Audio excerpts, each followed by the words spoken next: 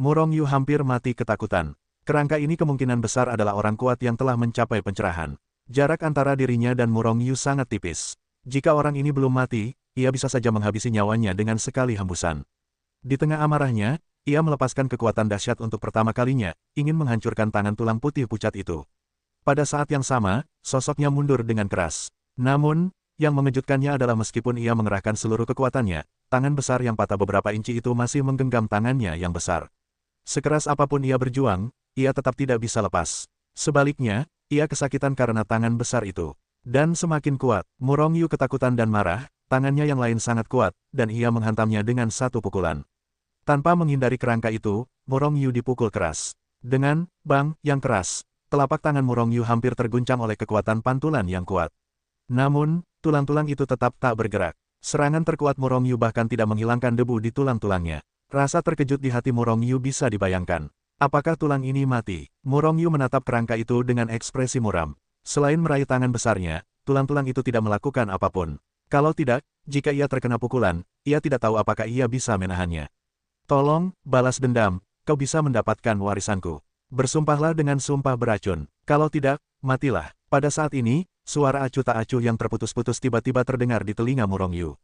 Alis Murong Yu sedikit berkerut. Belum lagi betapa mengerikan kekuatan orang kuat yang menghancurkan sekte ini, apakah ia memiliki kemampuan untuk membalas dendam. Lagi pula, orang itu tidak tahu apakah ia pemilik asli pedang kekacauan. Jika balas dendam, bagaimana ia akan memulai? Jika pihak lain adalah orang jahat, itu saja. Tetapi jika tidak, ia tidak akan bisa memulai sama sekali. Terlebih lagi, hal yang paling menyebalkan dalam hidupnya sedang diancam. Kerangka ini mengancamnya untuk bersumpah beracun dan memaksa Murong Yu untuk membalas dendam. Ini adalah hal yang paling tidak mengenakan bagi Murong Yu. Di saat yang sama, pada saat ini, Murong Yu akhirnya menyadari bahwa kerangka itu sudah mati dan tidak bisa mati lagi.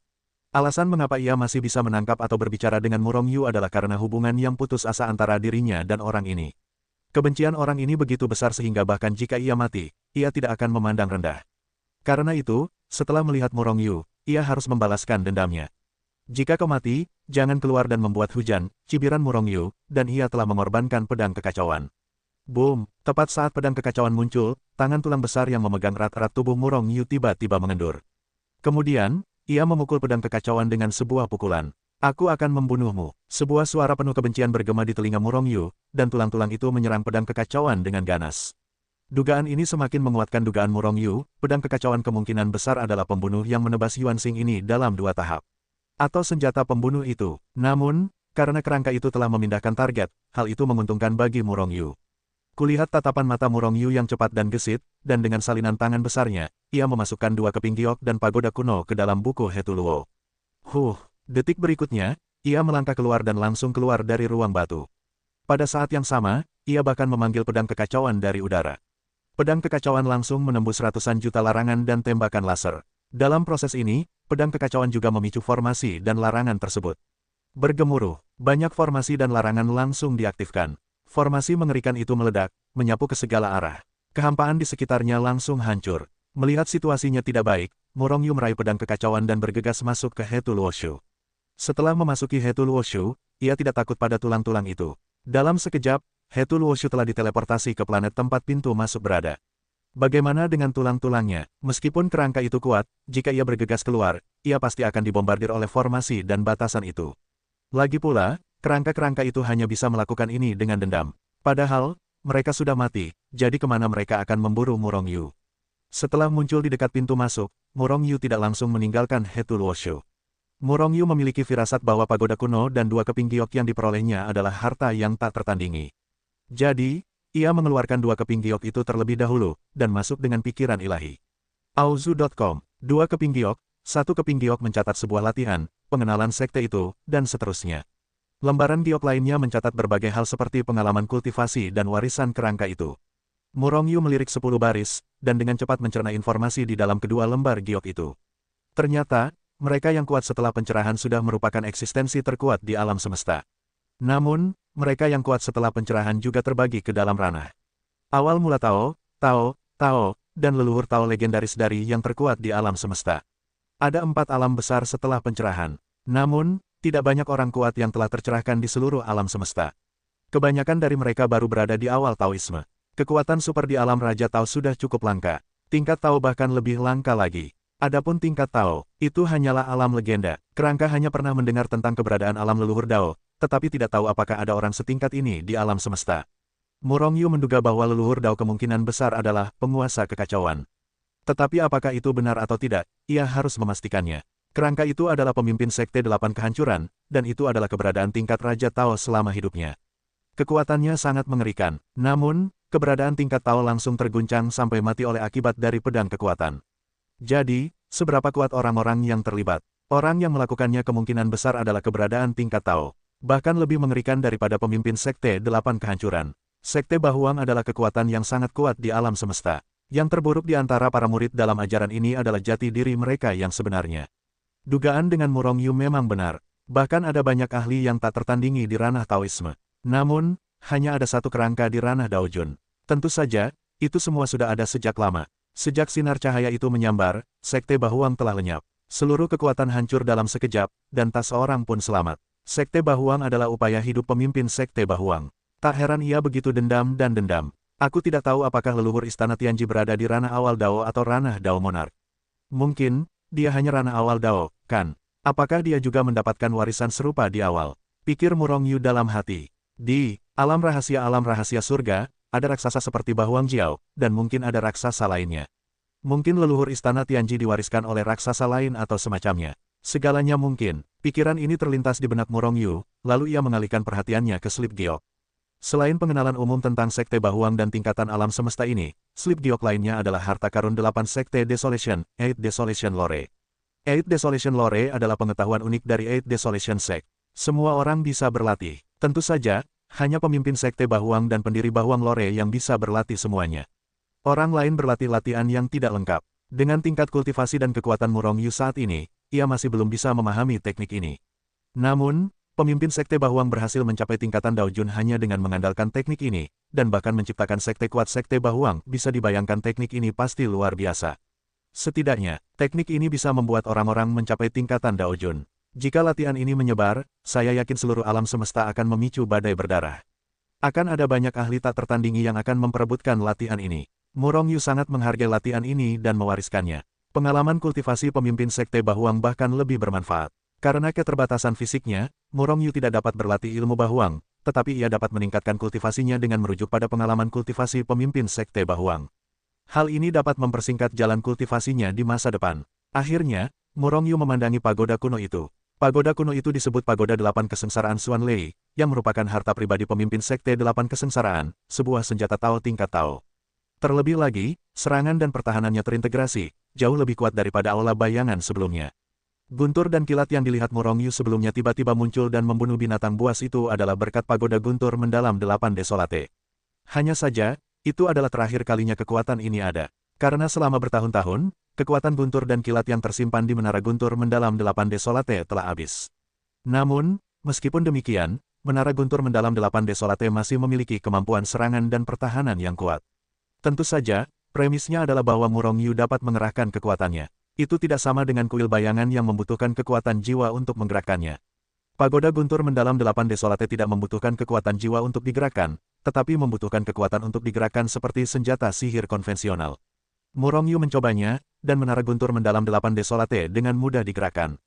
Dapat meledakkan kekuatan pertahanan surga dan alam manusia. Namun, kekuatan serangannya sedikit lebih rendah, bahkan lebih buruk daripada serangan Murong Yu sendiri. Bagaimanapun, Menara Guntur Mendalam 8 Desolate adalah senjata sihir untuk menyerang dan bertahan. Namun, fokusnya tetap pada pertahanan. Serangan membutuhkan dukungan kekuatan Guntur dan kilat. Namun, Murong Yu tidak berencana menggunakan Menara Guntur Mendalam 8 Desolate untuk menyerang, ia hanya perlu menggunakannya untuk pertahanan. Dalam menyerang, metodenya sendiri lebih andal dan lebih kuat.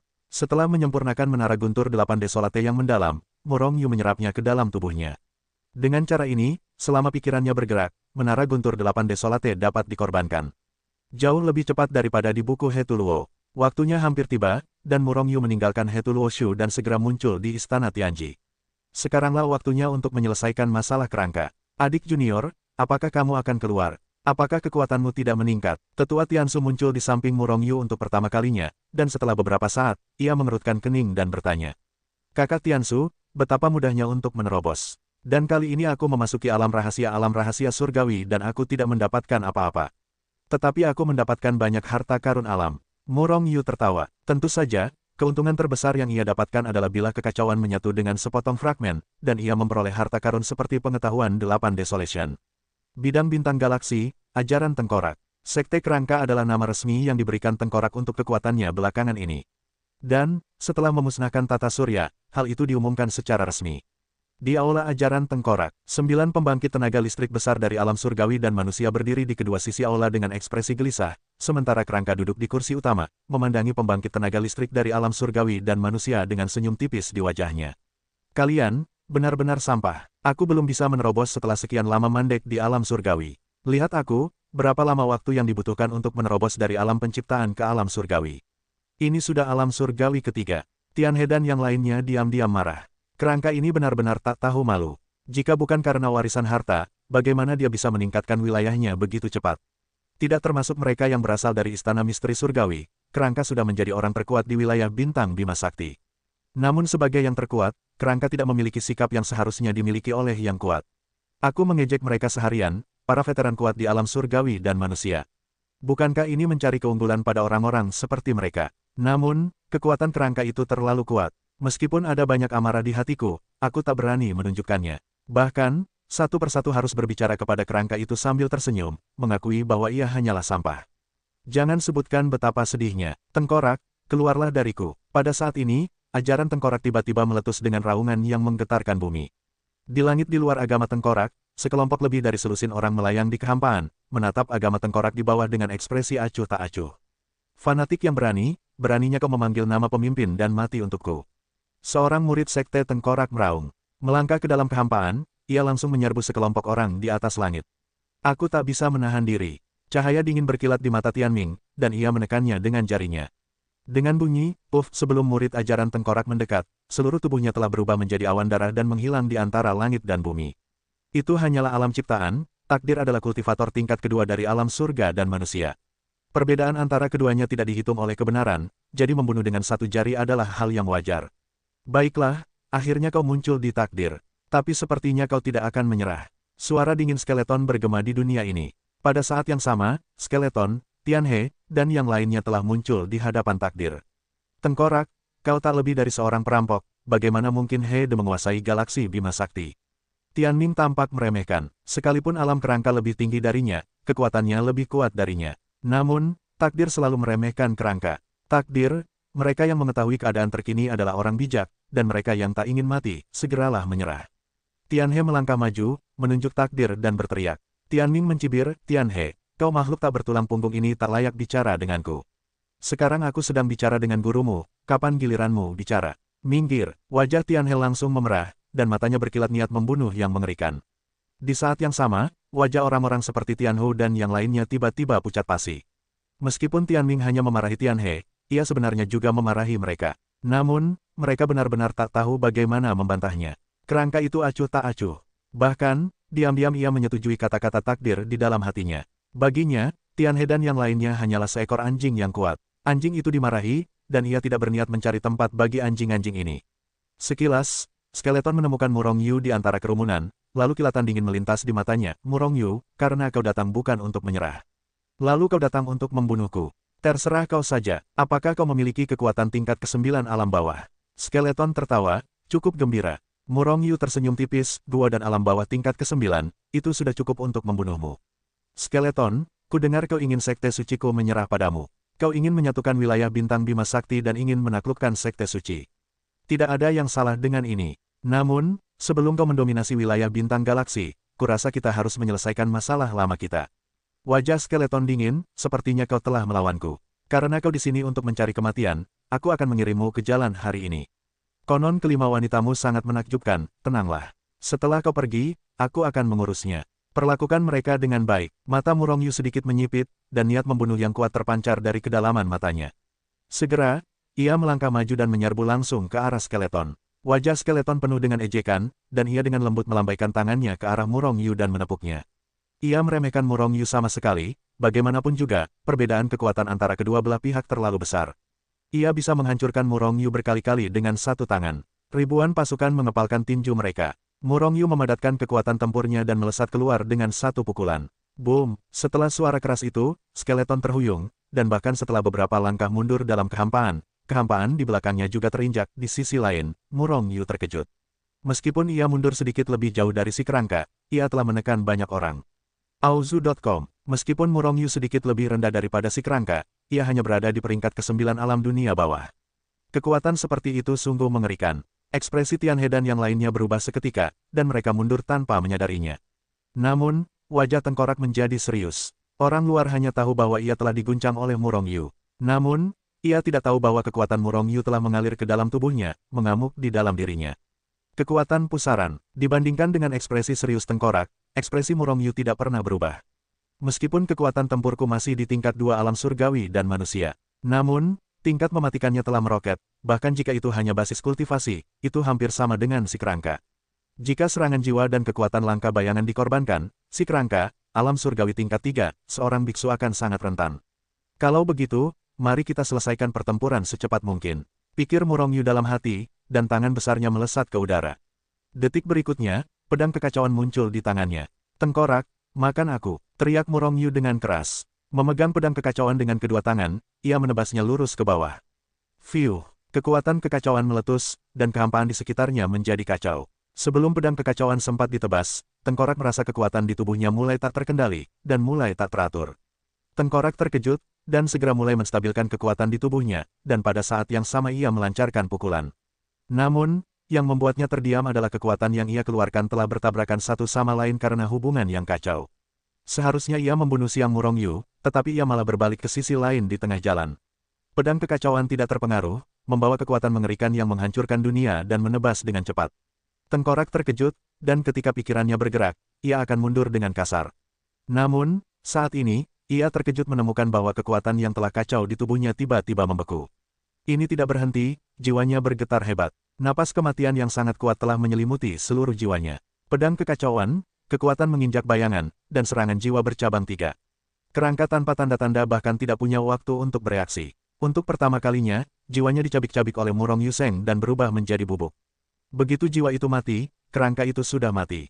Namun, tidak ada yang tahu bahwa Murong Yu membunuh kerangka itu, mereka hanya melihat Murong Yu memotong kerangka itu menjadi 2 dengan satu pisau. Membunuh kerangka itu hanya dengan satu pukulan. Bukankah itu berarti kekuatan Murong Yu jauh lebih kuat daripada kerangka? Kerangka itu adalah alam surgawi tingkat ketiga, dan Murong Yu adalah alam surgawi tingkat keempat. Kemunculannya di alam dunia bawah tingkat ke-9 hanya berpura-pura menjadi babi dan memakan harimau. Berpura-pura, jangan bilang Tianhe dan orang-orang sekte kerangka lainnya terkejut, bahkan jika itu Tianming dan yang lainnya, mereka sangat tertekan. Penampilan Murong Yu sungguh luar biasa. Nyatanya, ini bukan kekuatan tempur penuh Murong Yu. Awalnya, dia bahkan tidak bisa mengejar binatang buas di puncak alam surgawi dan manusia. Meskipun saat itu, Murong Yu hanya melarikan diri secara membabi buta, bukankah melarikan diri juga merupakan bagian dari kekuatannya? Lari, melihat kerangka itu dipenggal oleh Murong Yu. Para tengkorak dan tulang memberi pelajaran kepada orang-orang itu sejenak, lalu mereka tidak tahu siapa yang berteriak, sehingga mereka semua melarikan diri seperti pohon tumbang dan melarikan diri ke segala arah. Siapa yang kabur dan membunuh siapa? Takdir melangkah maju, menggenggam dengan kedua tangan. Kekuatan mengerikan meletus dari tangannya, berubah menjadi miliaran filamen, menembus kehampaan, dan mencekiknya. Embusan, embusan, embusan. Tiba-tiba, mereka yang melarikan diri ke segala arah berjatuhan berhamburan. Takdir adalah kekuatan tingkat kedua alam surgawi, yang jelas bukan sesuatu yang bisa dilawan oleh mereka. Namun, meskipun begitu, para kultivator kerangka masih berlari liar. Sementara itu, Tianhe dan yang lainnya berdiri tak bergerak di tempat. Bukannya mereka tidak ingin bergerak, tetapi mereka semua menyadari bahwa mereka telah dikunci oleh Murong Yu. Bahkan kerangka tingkat ketiga alam surgawi pun dibunuh oleh Murong Yu, apalagi mereka. Karena itu, meskipun mereka ingin kabur, mereka tidak berani kabur. Pada saat ini, cahaya menyilaukan meledak ke langit dari tubuh kerangka itu, lalu menghantam kehampaan dan terbang menuju kejauhan. Tengkorak, aku sudah lama menunggumu. Murong Yu tersenyum tipis, dan bila kekacauan di tangannya telah menghantam cahaya. Murong Yu, tinggalkan semuanya agar kalian bisa bertemu di masa depan. Skeleton menggertakkan giginya karena cahaya. Semua orang melihatnya dengan jelas saat ini, cahaya itu adalah sebuah buku. Tianhe dan yang lainnya langsung mengenalinya. Bukankah buku ini yang direbut skeleton dari mereka? Justru karena buku inilah kekuatan skeleton meroket. Jika aku juga bisa mendapatkan buku ini, kekuatanku pasti akan meroket sedikit. Tianhe dan yang lainnya mengerjap, dan tanpa sadar bergerak menuju Murong Yu. Tentu saja, tindakan mereka tidak menyembunyikannya dari Murongyu, dan hanya melirik mereka tanpa berkata apa-apa. Jika mereka berani bertindak, itu hanya akan mempercepat kematian mereka. Meskipun perangkat elementalnya kuat, kerangka di puncak itu belum bisa menandingi Murongyu, apalagi kerangka dengan sisa jiwa yang mengendalikan buku itu. Setelah ditebas langsung oleh Murongyu, cahaya dari buku itu meredup drastis. Di saat yang sama, kekuatan kerangka itu tampak habis, dan buku itu tak dapat terbang lagi. Namun, bagaikan layang-layang yang jarinya putus, perlahan-lahan jatuh ke tanah. Murongyu mengulurkan tangan besarnya dan langsung meraih buku itu. Lakukan. Tepat ketika Murongyu mengulurkan tangan besarnya dan meraih buku itu, Tianhe dan 8 kultivator tingkat pertama lainnya di alam surgawi dan manusia berteriak serempak. Mereka langsung melancarkan serangan terkuat, menghancurkan kehampaan, dan menyerbu ke arah buku itu. Di saat yang sama, serangan terkuat mereka, senjata elemental atau senjata sihir terkuat, telah dicurahkan, dan mereka melesat ke arah Murongyu. Alasannya sama dengan Wei Wei dan Zhao Zhao. Niat mereka adalah menyerang Murongyu, sehingga Murongyu hanya bisa bertahan tetapi tidak bisa merebut buku itu.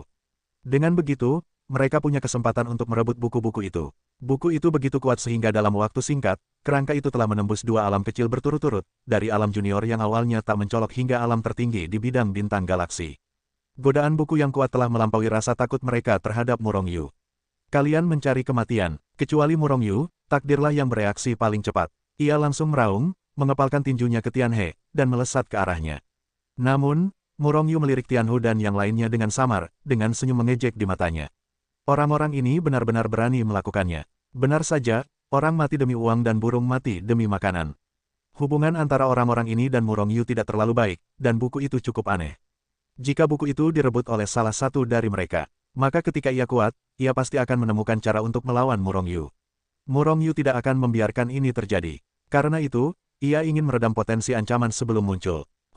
Dengan pikiran, pedang kekacauan langsung menghancurkan kehampaan, mengunci makanan, dan menebasnya dengan ganas. Pada saat ini, hati Tianhu tiba-tiba diselimuti oleh napas kematian yang kuat. Di bawah kengerian, pedang panjang senjata elemennya menebas pedang kekacauan itu dengan keras. Pada saat yang sama, sosoknya langsung mundur dengan keras. Boom! Setelah suara yang mengejutkan itu, pisau panjang Yuan Qi Tianhu langsung terhempas. Pedang kekacauan menembus Tianhu tanpa henti. Dengan bunyi, puff, langit yang dipenuhi darah berhamburan. Tianhu telah terbelah menjadi 2 bagian, dan orang mati tak bisa lagi mati.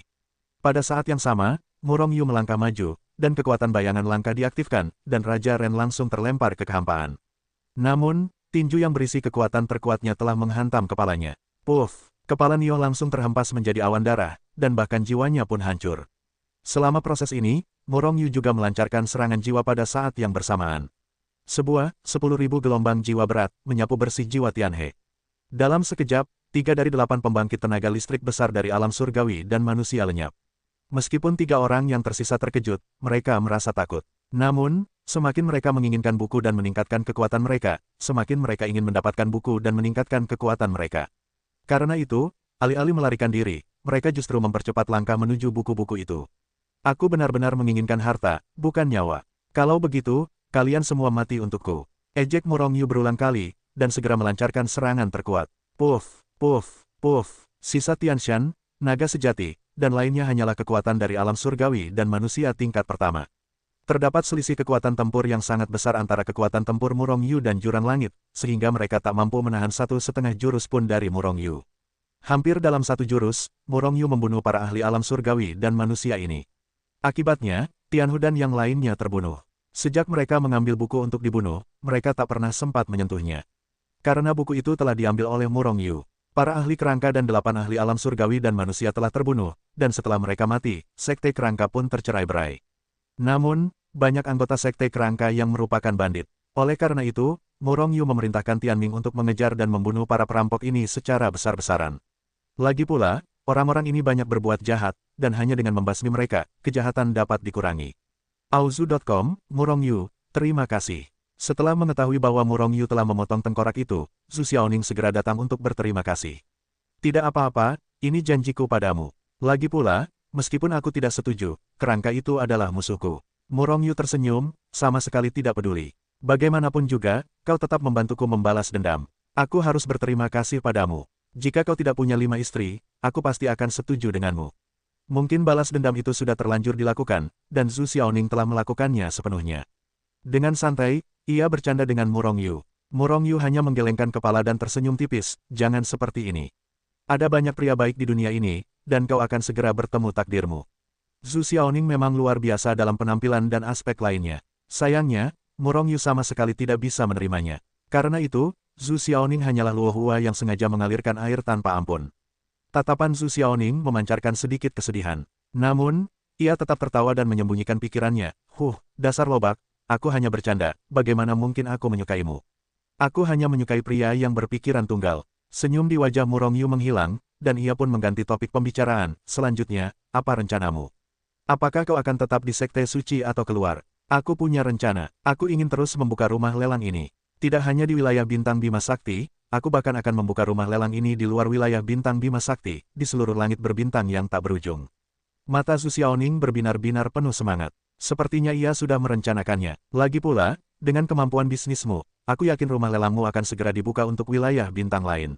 Apa yang kau butuhkan, aku pasti akan membantu, kata Murong Yu sambil tersenyum. Zhu Xiaoning melirik Murong Yu, rumah lelangku ini apa?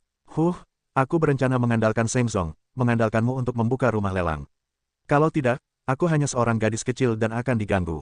Aku tidak tahu apa yang terjadi. Murong Yu menatap Zhu Xiaoning dengan heran. Jika Zhu Xiaoning benar-benar merencanakan seperti ini, itu akan bagus. Lagi pula, banyak orang di Sekte Sein meminta mereka untuk berlatih atau bertarung, tetapi mereka tidak memiliki banyak bakat untuk berbisnis. Mengingat Sekte Sein telah berakar di tata surya selama bertahun-tahun, bisnis hampir tidak cukup untuk konsumsi harian Sekte Sein. Dan jika Zhu Xiaoning benar-benar ingin membuka rumah lelang untuk menyebar ke seluruh alam semesta, bukankah itu akan menghasilkan uang? Lagi pula, rumah lelang itu juga bisa bertindak sebagai badan intelijen. Kenapa, kau tidak setuju? Zhu Xiaoning menatap Murong Yu. Baiklah, rencanaku begini. Zhu Xiaoning sangat bersemangat, jadi dia menceritakan rencananya secara rinci kepada Murong Yu. Sepertinya, dia sudah lama merencanakan ini. Tak lama kemudian, Zhu Xiaoning meninggalkan Sekte Suci dan mulai bekerja di sebuah balai lelang. Dan tentu saja, Murong Yu berusaha sekuat tenaga untuk mendukungnya.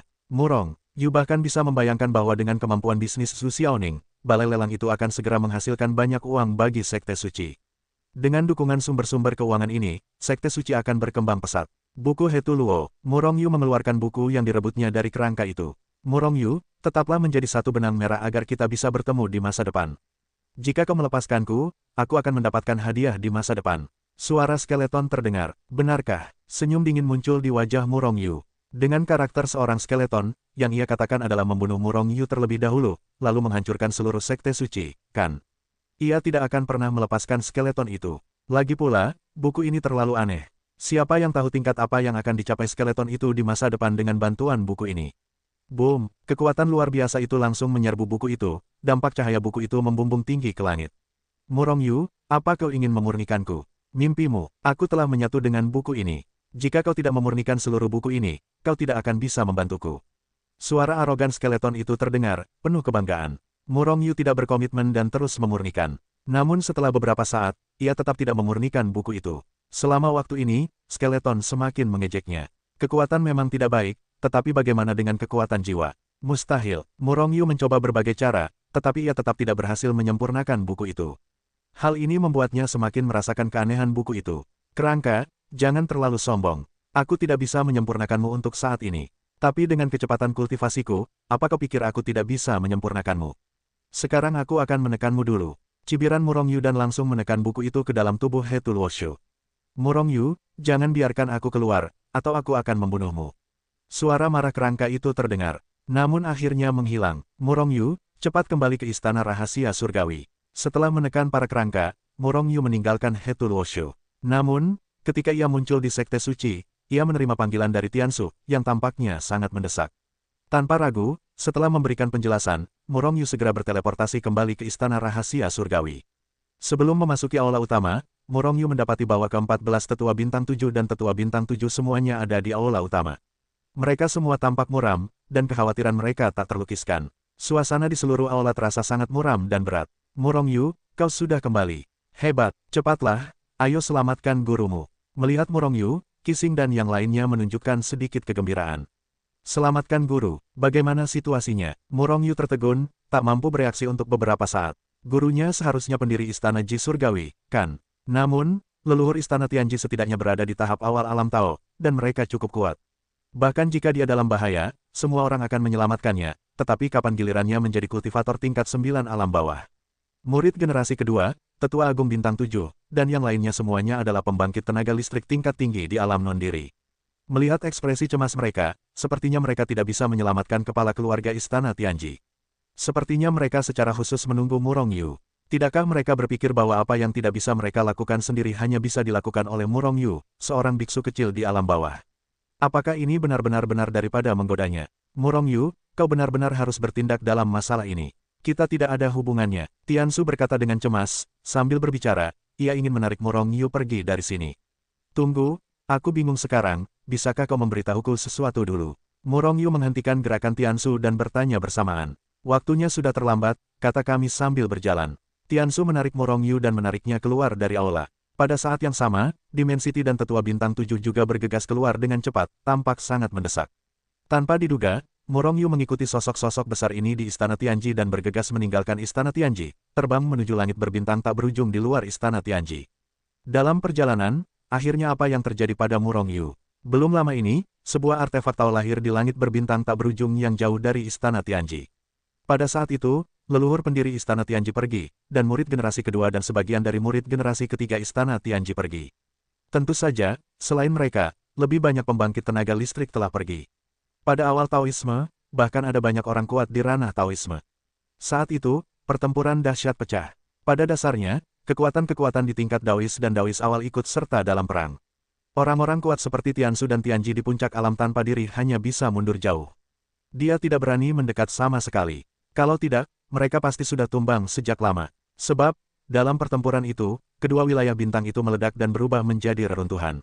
Bukan dua bintang elemen, bukan pula dua galaksi, melainkan dua wilayah bintang. Setiap bidang bintang yang hancur lebih besar daripada bidang bintang Bima Sakti. Bisa dibayangkan betapa dahsyatnya pertempuran itu. Jika bukan karena hal terakhir yang terjadi, saya khawatir kehancurannya akan melebihi dua domain bintang, pertempuran untuk eksistensi tingkat Tao akan terlalu kejam. Meskipun penghancuran domain bintang itu bukan disengaja, melainkan karena kekuatan yang lolos dan menghancurkannya. Namun, siapa yang membuat mereka begitu kuat? Lalu, alasan mengapa Sekte Bahuang hancur, apakah kehancurannya tidak diragukan lagi disebabkan oleh beberapa perang besar? Pikir Murong Yu dalam hati, berpikir bahwa dugaan ini sangat mungkin.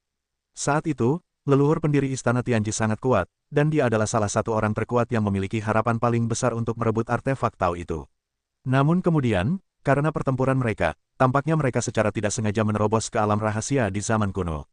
Pada akhirnya, kekuatan super dan Daoki mereka semua terperangkap. Namun, ada banyak krisis di alam rahasia itu, dan tak lama setelah mereka yang kuat masuk, beberapa yang kuat telah jatuh. Bukanlah diri sejati, juga bukan non-diri, melainkan pusat kekuatan awal Tao yang telah jatuh. Tiansu dan yang lainnya segera menyelamatkan mereka, tetapi mereka tidak bisa memasuki dunia rahasia sama sekali. Dalam deduksi rahasia Tianquan, disimpulkan bahwa nyawa pendiri Istana Tianji dalam bahaya. Istana Misteri Surgawi begitu kuat, didukung sepenuhnya oleh leluhur Istana Misteri Surgawi. Terlebih lagi, raksasa Istana Tianji bukannya tanpa musuh. Jika pendiri sekte jatuh, Tiansu dan yang lainnya bisa membayangkannya. Raksasa Istana Tianji takut akan runtuh dengan cepat. Dengan kekuatan Tiansu dan yang lainnya, itu tidak cukup untuk menopang seluruh Istana Rahasia Surgawi. Terlebih lagi, leluhur Istana Tianji yang dikirim kepada mereka sebaik gunung. Bukan karena Istana Misteri Surgawi, tetapi hanya karena mentor dan muridnya, mereka juga harus menyelamatkannya. Namun, mereka tidak dapat diselamatkan sama sekali. Jadi mereka memikirkan Murong Yu. Pemuda ini penuh dengan sihir dan keajaiban. Intuisi memberitahu mereka bahwa Murong Yu pasti akan berhasil menyelamatkan kepala keluarga Istana Tianji. Tubuh Murong Yu tiba-tiba bergetar, kau terlalu berharap padaku.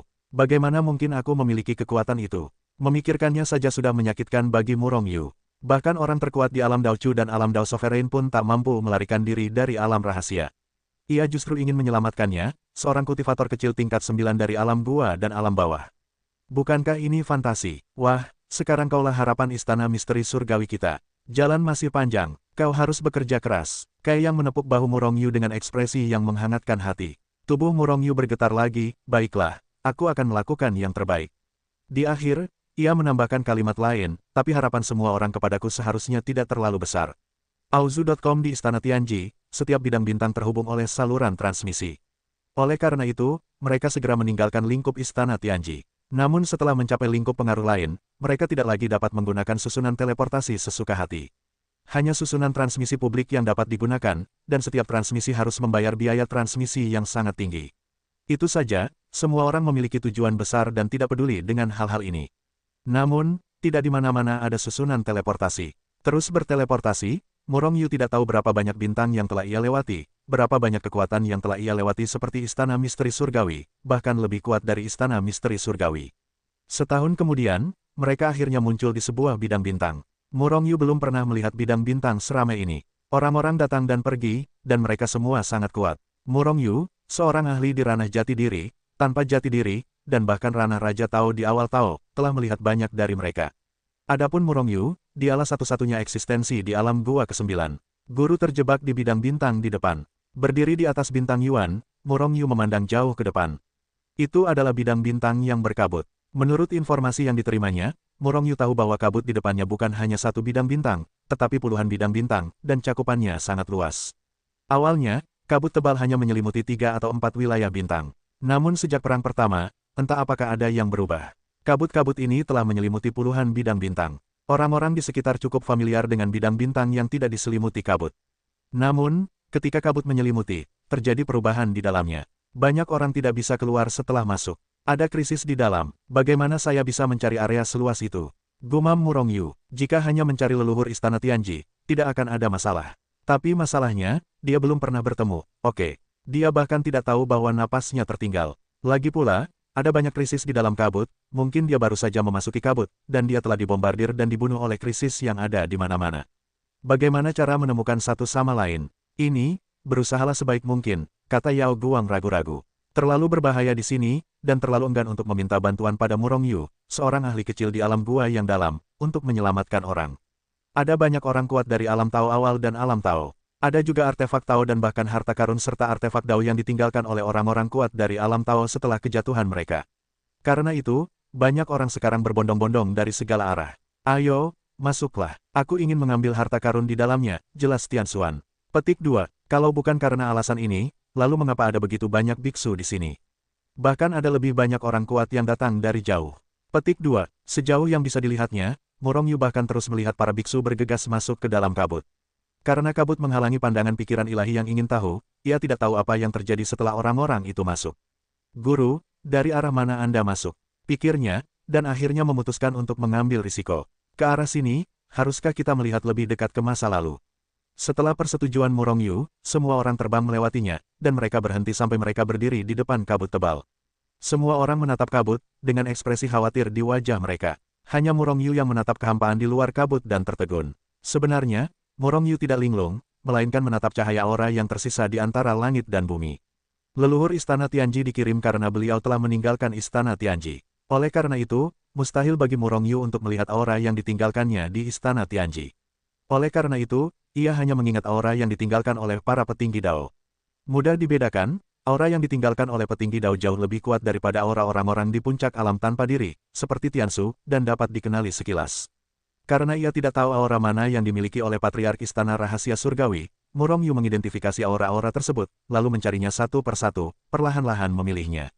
Tuan-tuan, saya siap masuk.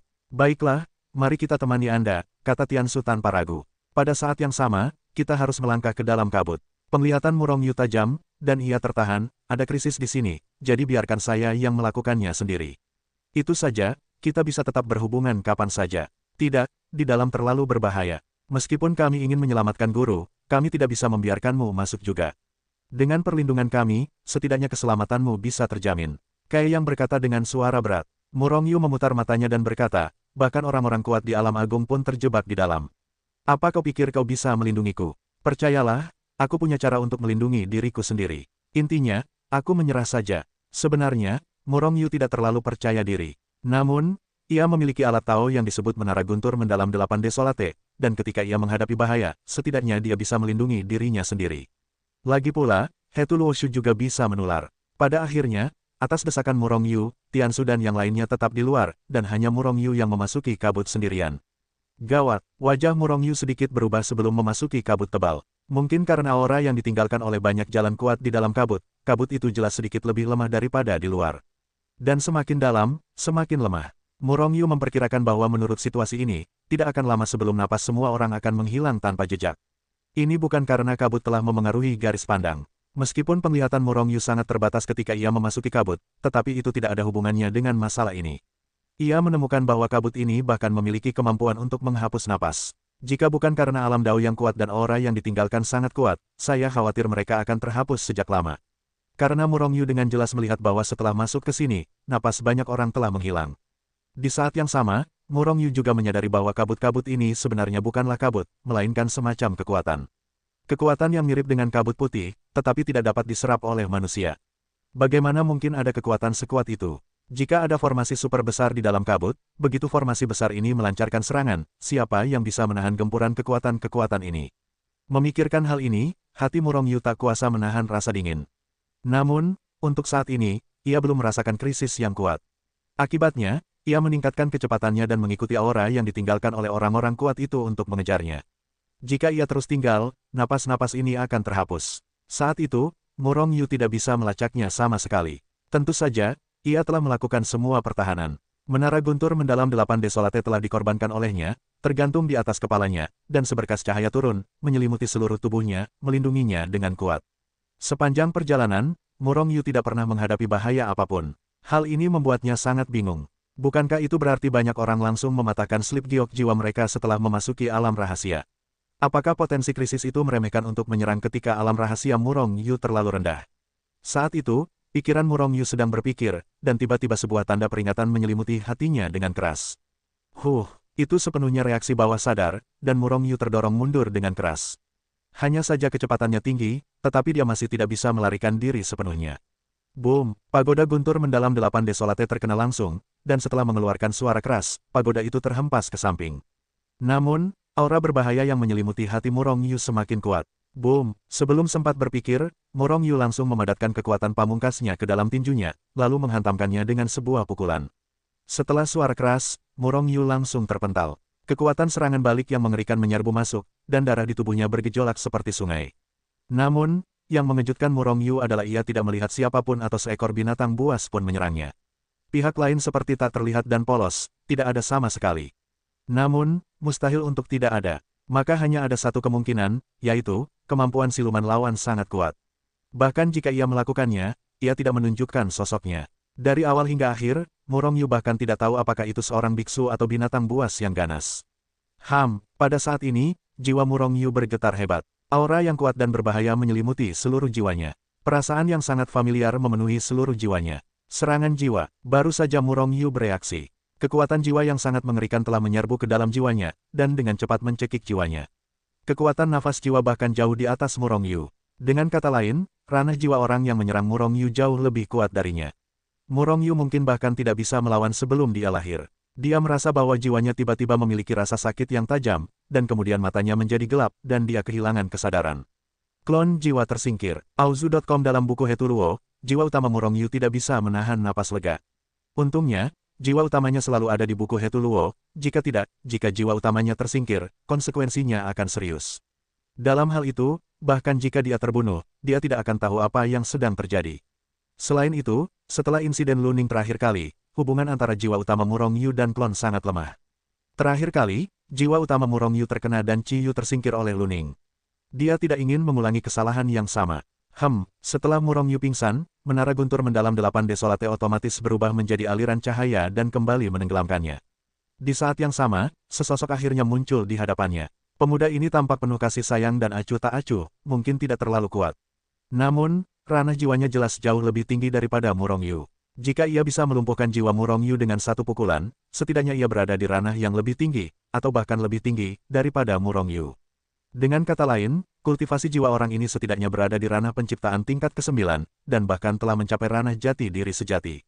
Dalam buku Hetuluo, jiwa utama Murong Yu menyaksikan semua ini dengan gugup.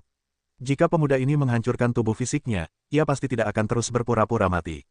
Lagi pula, jika fisiknya, tubuh surgawi caotik, hancur, ia akan menderita kerugian besar. Beraninya sampah tingkat ke-9 dari alam gua berani menerobos wilayah ras jiwaku. Aku benar-benar tidak tahu bagaimana hidup atau mati.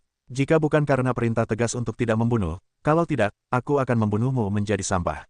Setelah pemuda itu muncul, ia menghadapinya. Murong Yu, yang pingsan, mencibir dengan jijik. Ras jiwa, tubuh Murong Yu bergetar hebat. Apakah ini wilayah ras jiwa? Mereka menerobos wilayah ras jiwa. Menurut jiwa, ras jiwa adalah ras yang sangat kuat. Jika ini benar-benar wilayah ras jiwa, para leluhur dari pendirian Istana Tianji benar-benar tidak akan mampu mengatasi badai apapun. Orang-orang kuat di alam tahu awal dan tahu ada di mana-mana di ras jiwa. Mereka menyerbu ke tempat ini, dan mereka tidak melakukan apapun. Mungkin tempat ini langsung ditekan. Juga, manfaatkan kesempatan ini untuk melihat ras macam apa klan jiwa ini. Pikir Murong Yu dalam hati. Bagaimanapun, pada akhirnya ia akan pergi ke ras jiwa. Jika waktunya tepat, ia mungkin akan memasuki kolam jiwa ras jiwa untuk membangkitkan jiwanya. Dan jika klan jiwa bukanlah hal yang baik, seberapa jauh ia berada. Lupakan saja, waktunya habis, ayo kembali dulu. Bawa kembali sampah ini juga. Pemuda klan jiwa itu mengerutkan kening, lalu melambaikan tangannya yang besar, dan memasukkan Murong Yu ke dalam harta karun ruang angkasa.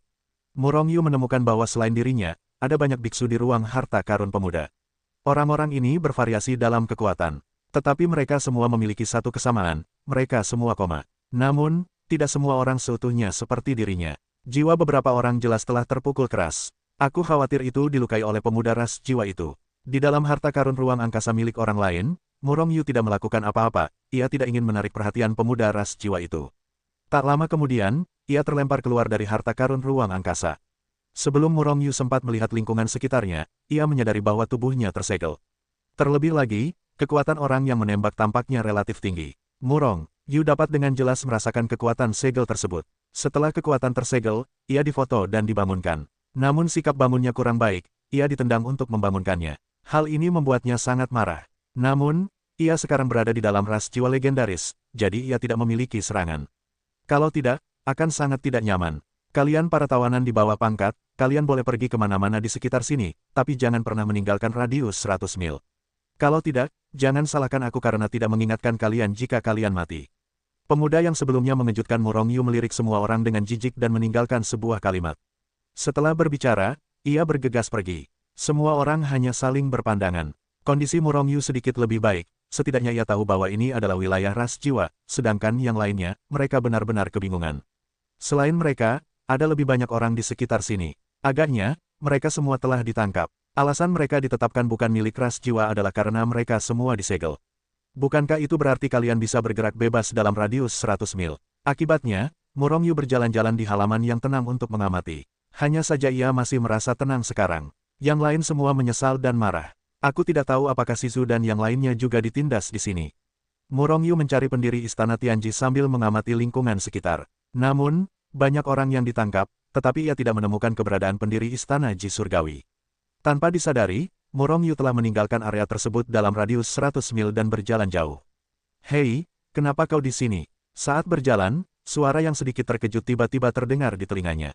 Murong Yu terkejut, tetapi melihat seorang anak laki-laki berusia sekitar 1 tahun berdiri di depannya, menatapnya dari atas ke bawah dengan tatapan terkejut. Tanpa kekuatan, bahkan anak kecil ini pun tak dapat mendeteksi kedatangannya. Untuk beberapa saat, Murong Yu terdiam. Namun, kekuatan anak di depannya ini tidak buruk, hanya alam surgawi tingkat rendah.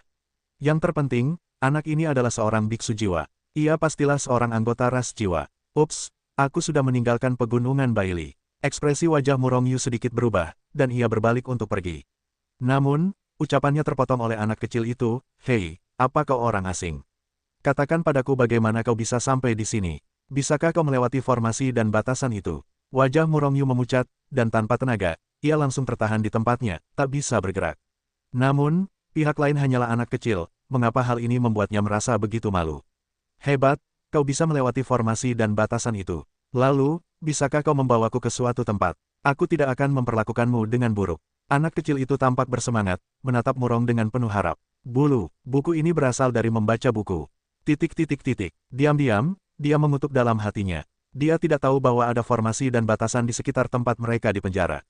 Dia hanya berkeliaran di halaman yang santai, siapa sangka dia telah melanggar formasi dan batasan yang ditetapkan oleh orang-orang ras jiwa tanpa menyadarinya. Karena fisiknya, tidak ada formasi atau batasan yang dapat menghentikannya. Formasi dan batasan baginya seolah-olah tidak ada.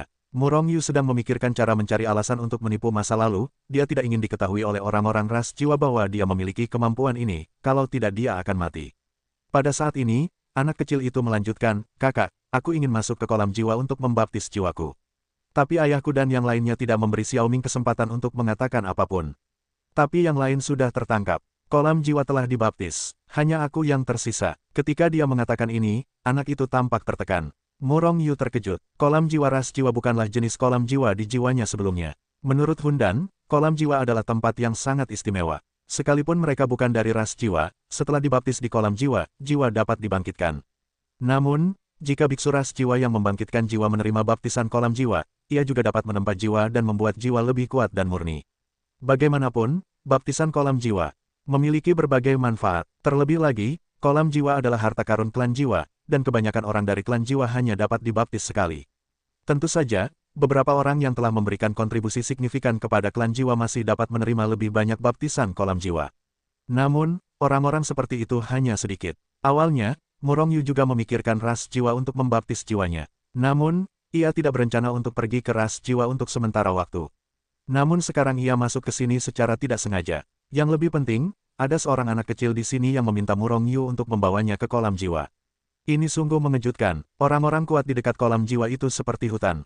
Sekalipun kau bisa melewati formasi itu, kau tak akan bisa mendekati kolam jiwa. Kata Murong Yu sambil menarik anak kecil itu dan bersembunyi di tempat yang agak tersembunyi, lalu berkata, "Tidak apa-apa, kalau kau bersedia menerimaku, aku jamin tak akan ada yang menemukannya." Kata anak kecil itu dengan ekspresi percaya diri di dadanya yang lemah. "Benarkah?" Tanyanya setengah percaya pada anak kecil yang kekanak-kanakan itu. Ia tak ragu apakah anak kecil ini adalah seseorang dari ras jiwa yang sengaja mendekatinya. Mereka sama sekali tak punya kebutuhan seperti itu. Xiaoming tidak pernah berbohong, kata Xiaoming sambil menepuk dadanya. Pada akhirnya, Murong Yu mengikuti Xiaoming. Godaan baptisan kolam jiwa benar-benar terlalu besar baginya, mungkin sekarang adalah kesempatan terbaik. Jika dia tidak memanfaatkan kesempatan ini, dia takut dia akan menyesalinya. Selain itu, dia merasa bahwa jika dia bisa memasuki kolam jiwa untuk dibaptis, jiwanya mungkin menerobos. Tahap ke-9 dari gua dan dunia bawah, alamnya terlalu rendah, tidak cukup untuk dilihat. Anak kecil, Hun Ming, sangat akrab dengan klan jiwa, tetapi Murong Yu berbicara tentang pria kecil ini berkali-kali ketika dia di jalan, tetapi nada pria kecil itu sangat ketat dan dia tidak mengungkapkan identitas spesifiknya sama sekali. Namun, Murong Yu menduga bahwa status ayah pria kecil ini tentu saja tidak rendah dalam ras jiwa. Jika tidak, mereka memasuki area terlarang yang mirip dengan ras jiwa, dan pria kecil ini sangat akrab dengan Murong Yu untuk menghindari orang-orang ras jiwa. Sepanjang jalan, tidak ada yang menemukan mereka sama sekali. Saudaraku, kolam jiwa ada di lembah di depan. Namun, seluruh lembah diselimuti oleh banyak formasi dan batasan. Tanpa izin, tidak ada yang bisa mendekat. Bisakah kau benar-benar masuk? Wajah Huning menatap penuh harap pada Murong Yu. Murong Yu mengangguk. Meskipun kekuatannya tersegel, selama tubuh fisiknya masih ada, formasi dan batasan itu tidak akan berpengaruh padanya. Xiaoming, kau harus memasuki ruang harta karunku, kalau tidak aku tidak bisa membawamu melewati formasi itu bersama-sama. Murong Yu menatap Hun Ming dan berkata dengan jujur. Dia bisa saja langsung meninggalkan jiwanya dan masuk sendiri. Tapi dia bukan orang seperti itu, dia pasti akan melakukan apa yang dia janjikan. Bahkan jika pihak lain itu masih anak-anak. Oke, saudaraku, biarkan aku memasuki ruang harta karun itu. Xiaoming sudah menantikannya, kata Hun Ming bersemangat. Jika dia tidak melihat harta karun ruang angkasa milik Murong Yu, dia mungkin akan mengambil inisiatif untuk masuk. Ketika Murong Yu memikirkannya, Hetu Luoshu mengumpulkan Sol Ming di dalamnya. Untungnya, jiwanya tidak tersegel, kalau tidak, ia bahkan tidak akan bisa menggunakan Hetu Luoshu. Dan si kecil, Hun Ming, juga benar, dan memasuki ruang harta karun milik Murong Yu tanpa persiapan apapun.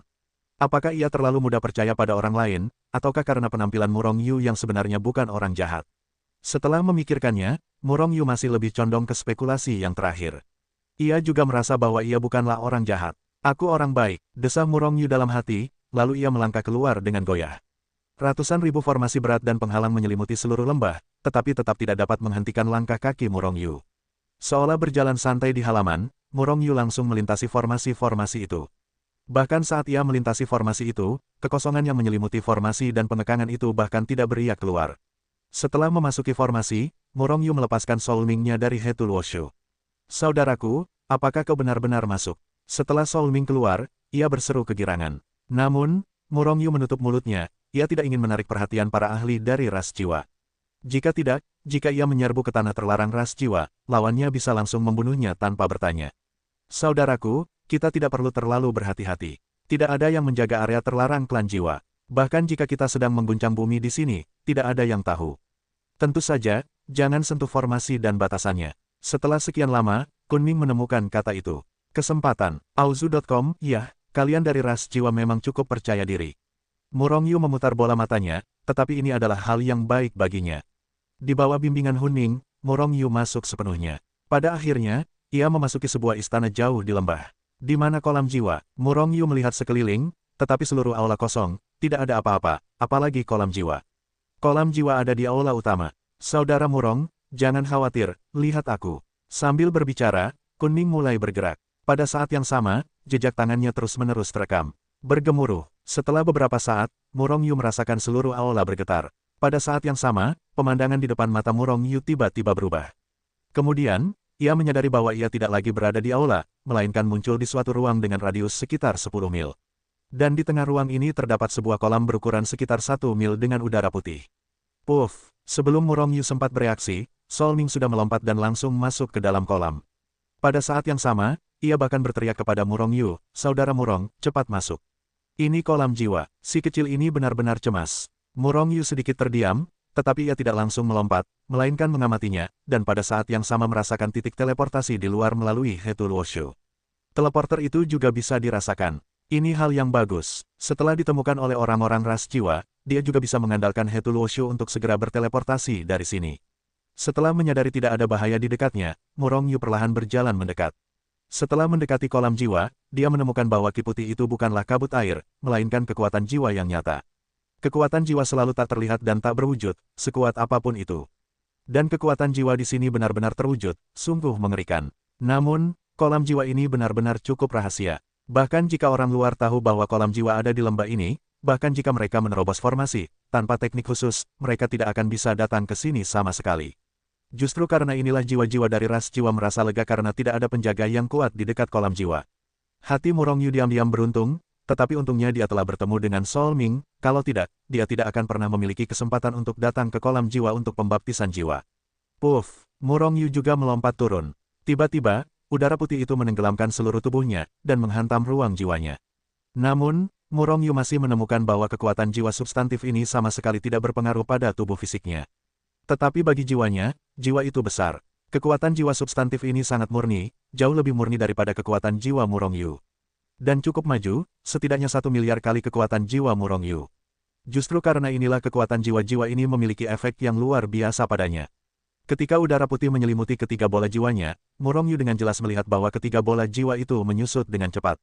Ini karena bola jiwa Murong Yu mengandung terlalu banyak kotoran.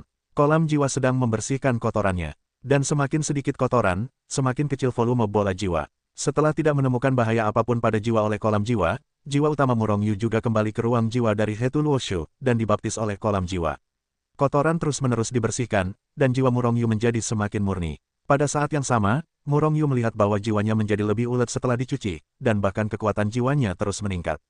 Melahap, awalnya, Murong Yu hanya menerima baptisan secara pasif. Namun, ia merasa kecepatan ini terlalu lambat, jadi ia berinisiatif untuk menelannya. Bergemuruh, udara putih seperti aliran deras ditelan dengan liar ke dalam ruang jiwa olehnya, memenuhi seluruh ruang jiwa. Jiwa Murong Yu dengan cepat menjadi murni dengan kecepatan yang terlihat oleh mata telanjang. Namun, bola jiwa dan jiwa utama yang telah mengecil karena membersihkan sejumlah besar kotoran tidak lagi mengecil. Karena sejumlah besar energi putih telah ditelan oleh Murong Yu, mengisi kembali jiwa. Buku pertama novel, jiwa utama Murong Yu tiba-tiba bergetar, lalu, sebuah napas yang setidaknya ratusan kali lebih kuat dari sebelumnya terpancar dari ruang jiwanya. Hun Ming, yang berada tak jauh dari sisi Murong Yu, tiba-tiba membuka matanya dan menatap Murong Yu, jiwa saudara Murong telah menembus, mencapai tingkat pertama alam penciptaan.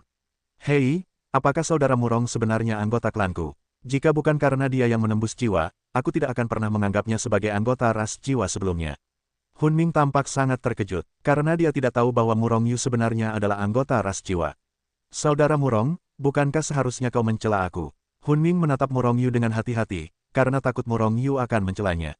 Lagi pula, Murong Yu adalah anggota ras jiwa dan bukan anggota ras jiwa, itu sama sekali berbeda. Bagaimana mungkin, kalau bukan karena Xiao Ming, kau membawaku ke sini, aku tidak akan bisa menerobos sama sekali. Lagi pula, aku belum resmi menjadi anggota ras jiwa. Murong Yu tertawa. Kun Ming mengangguk dan menghela napas lega, itu saja. Saudaraku, hanya kita berdua yang tahu tentang ini hari ini. Melihat anggukan kepala Murong Yu, ia kembali bersemangat, karena saudaraku, sudah mencapai terobosan, Xiao Ming tidak boleh tertinggal. Aku ingin menerobos. Setelah selesai berbicara, Kunming melanjutkan menerima baptisan kolam jiwa, mengabaikan Murong Yu.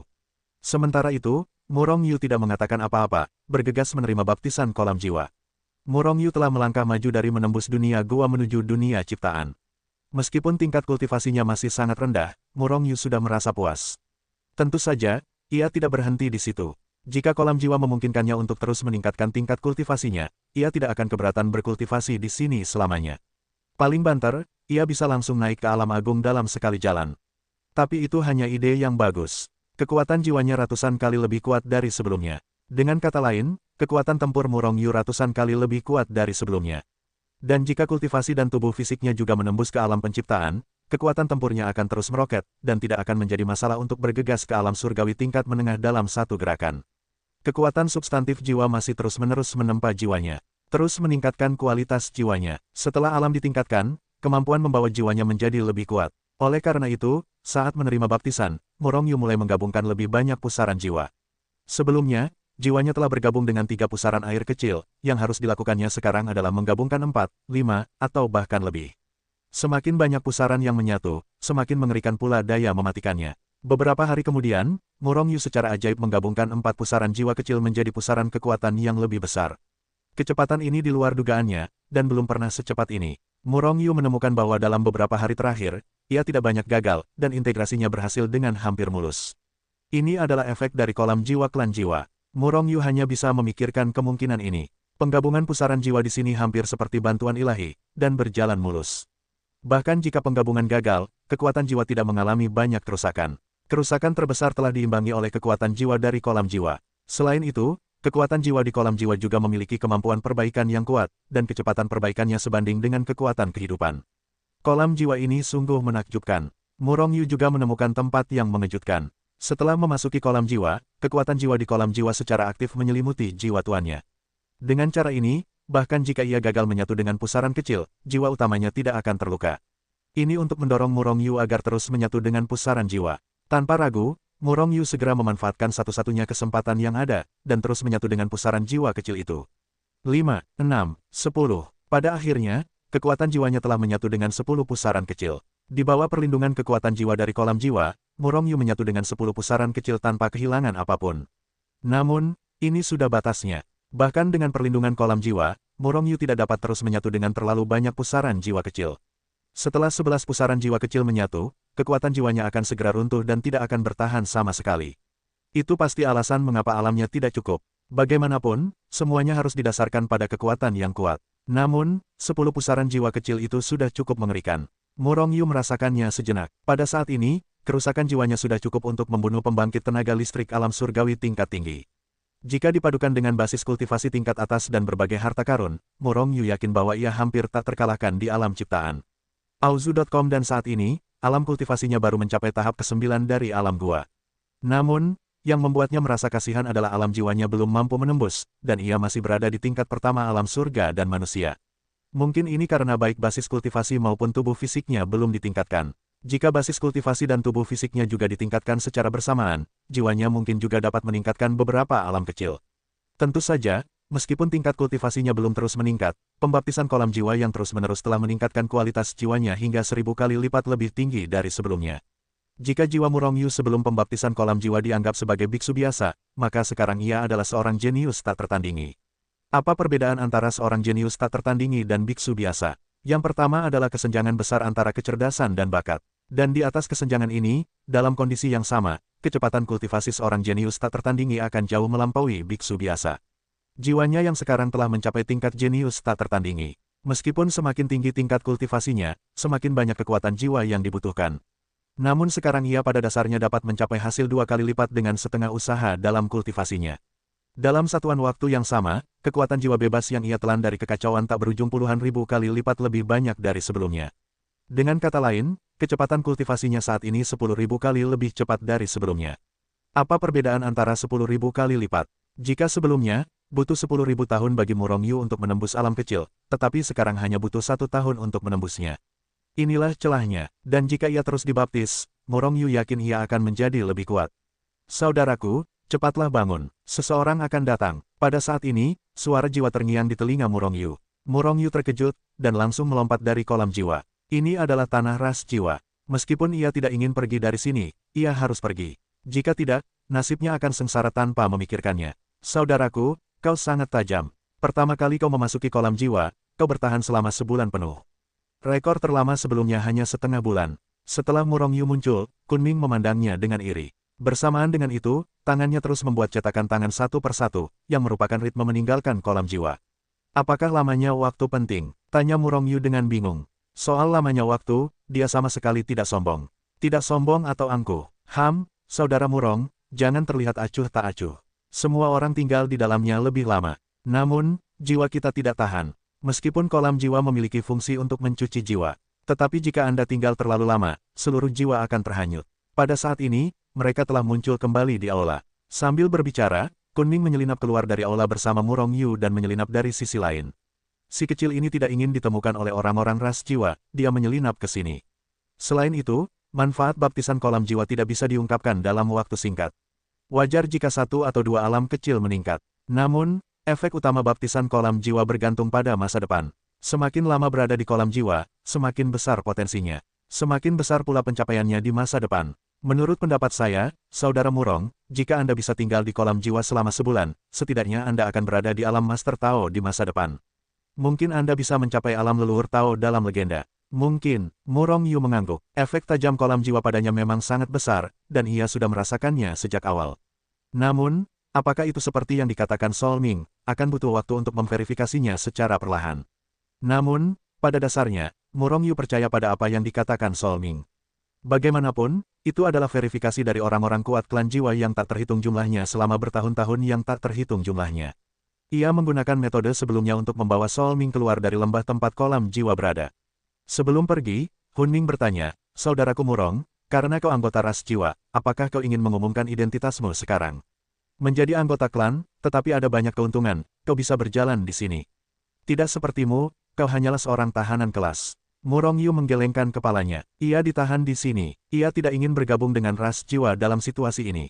Kalau tidak, ia akan dicurigai oleh orang-orang ras jiwa bahwa ia memiliki motif tersembunyi.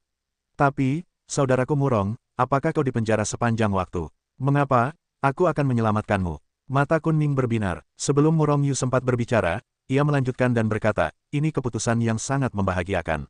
Saudaraku Murong, tunggu kabar baikku. Sebelum suaranya jatuh, si kecil ini telah menghilang di hadapan Murongyu.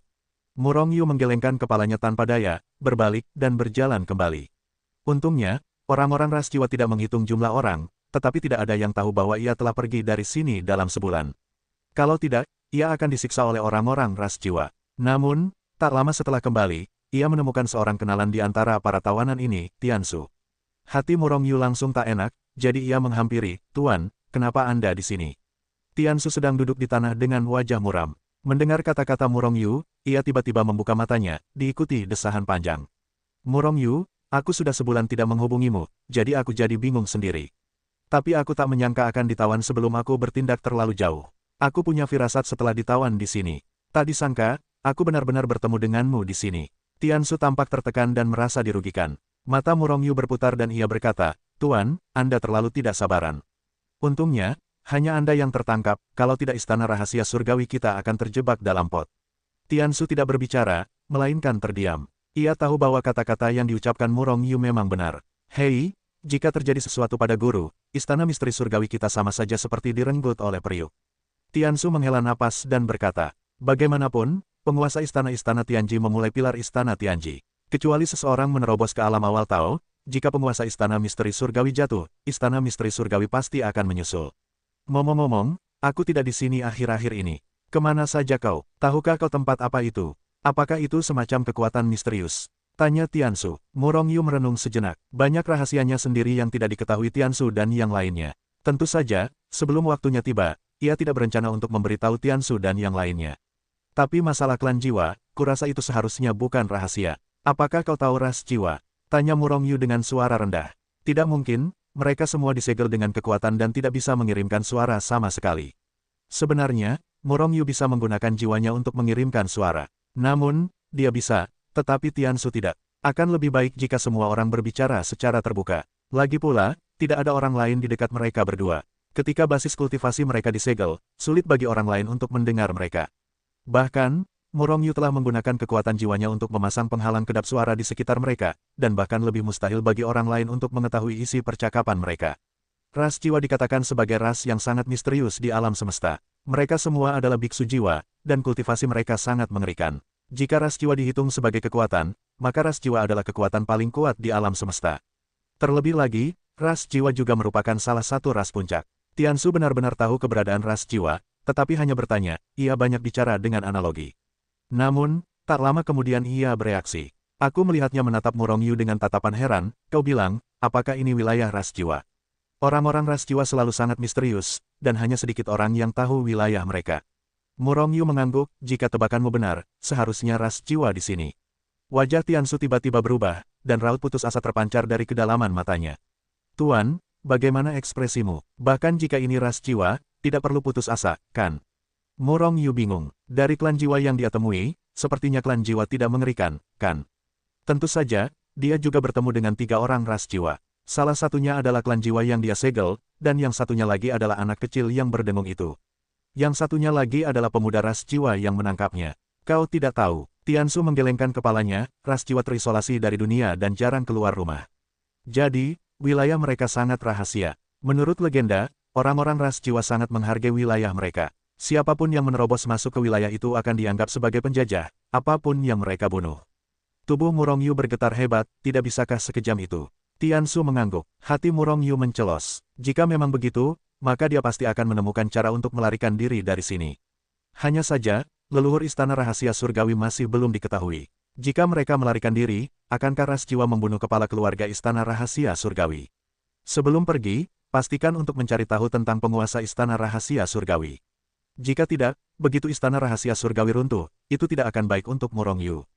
Lagi pula, jika wilayah istana rahasia surgawi dianeksasi oleh kekuatan lain, siapa yang tahu apa yang akan terjadi? Wus, wus, wus. Pada saat ini, sosok-sosok tubuh melesat dari kejauhan, dan akhirnya muncul di hadapan Murong Yu dan yang lainnya. Tubuh Tiansu bergetar hebat, mungkinkah orang-orang dari ras jiwa akan melakukannya? Bukan karena Tiansu rakus akan hidup dan takut mati, tetapi ia merasa ini terlalu menyedihkan. Murong Yu menoleh, tetapi kebetulan melihat seorang anak kecil mengedipkan mata padanya.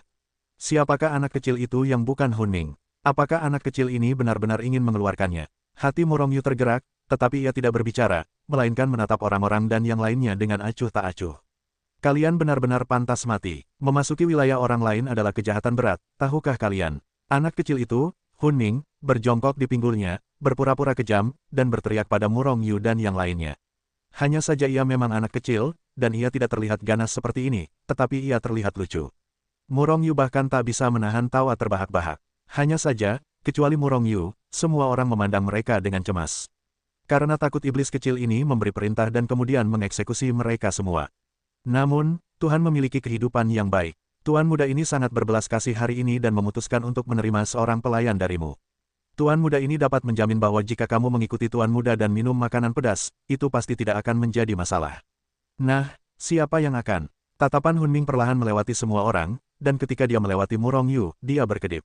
Auzu.com, menjadi pelayan untuk anak kecil. Siapa yang berani masuk ke sini bukan orang kuat. Seseorang dengan kepala dan wajah. Seketika, orang-orang ini marah. Murong Yu tersenyum dalam hati, tetapi tetap tidak berbicara. Yah, tidak ada yang mau, kalau begitu aku akan memilih satu. Anak itu kamu, apakah kamu bersedia? Hunming berpura-pura memilih, dan akhirnya menunjuk ke arah Murong Yu. Baiklah, aku bersedia. Murong Yu berpura-pura ragu sejenak, lalu akhirnya menggertakkan gigi dan memutuskan. Murong Yu, kau, Tiansu terkejut. Ia tak pernah menyangka bahwa Murong Yu begitu pengecut. Lebih baik mati daripada hidup. Pilihanku tepat, kata Murong Yu sambil tersenyum. Diam-diam, sebuah transmisi suara terdengar dari Tiansu. Tuan, jangan terlalu bersemangat. Aku kenal anak itu, dia hanya menggunakan cara ini untuk mengeluarkanku. Aku akan memintanya untuk mengeluarkanmu nanti. Tapi kau harus berpura-pura sangat marah. Sepertinya, Tiansu tercengang. Ternyata Murong Yu mengenal seseorang dari ras jiwa. Bagaimana situasinya? Baiklah, mereka yang tahu urusan terkini memang tampan. Kau anak baik, kau punya masa depan. Jiwa Ming tersenyum penuh kemenangan, seolah mengagumi penampilan Murong Yu. Murong Yu, kau benar-benar mengecewakanku. Bagaimana mungkin seseorang bisa serakah hidup dan takut mati? Tidak punya nyali. Tiansu geram, menunjuk hidung Murong Yu dan memarahi. Baiklah, Tuan, orang ini adalah tuanku, jadi aku tidak bisa memikirkannya untuk saat ini. Aku tidak tahu apakah kita bisa menjadi tuan sekaligus murid kita. Tanya Murong Yu sambil berjalan perlahan, lalu mengedipkan mata pada Hunming. Baiklah, tidak masalah. Hunming kecil itu cukup cerdas dan langsung bereaksi. Maka ia mengedipkan mata pada salah satu orang yang datang bersamanya. Dan orang itu sepertinya bawahan Soulming. Ia melompat dan meraih Tiansu. Aku tidak akan menjadi pelayanmu jika aku membunuhmu. Geram Tiansu. Namun Hunming tidak menghiraukannya, berbalik bersama Murong Yu dan segera pergi dari sana. Tak lama kemudian mereka tiba di sebuah rumah bangsawan. Setelah mengusir orang-orang itu, Soulming berkata kepada Murong Yu sambil tersenyum, "Saudaraku, rumah bangsawan ini adalah tempat tinggal pribadiku, jadi silakan tinggal di sini dengan tenang. Aku akan mencari cara untuk mengantarmu pergi." Petik 2. Xiaoming, apa tidak ada cara untuk membuka segel kita? Hunming menggelengkan kepalanya, orang-orang yang berada di bawah segel semuanya kuat di awal era Dao. Bangsaku sama sekali tidak sekuat itu. Tapi jangan khawatir, aku akan menemukan caranya. Xiaoming, katakan dengan jujur, apa identitasmu?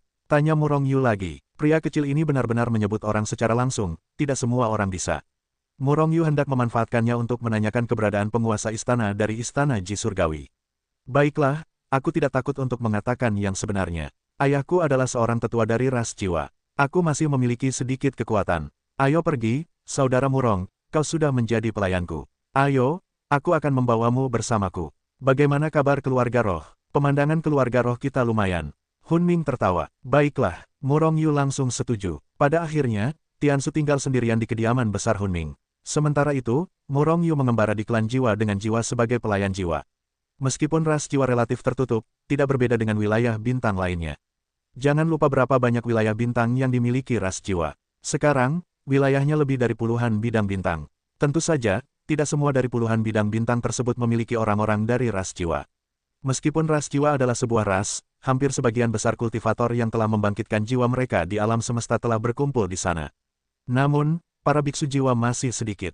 Kebanyakan dari mereka hanya terkonsentrasi di sebuah wilayah bintang, seperti sekte suci. Xiaoming, apakah jiwa sebagian besar orang dalam ras jiwa berada pada tingkat tanpa pamrih? Sangat sedikit orang yang berada di bawah jati diri yang sebenarnya. Dalam perjalanan, Murong Yu mengungkapkan keraguannya. Mendengar ini, Kunming tak kuasa menahan senyum pada Murong Yu. Saudaraku, siapa yang kau dengar?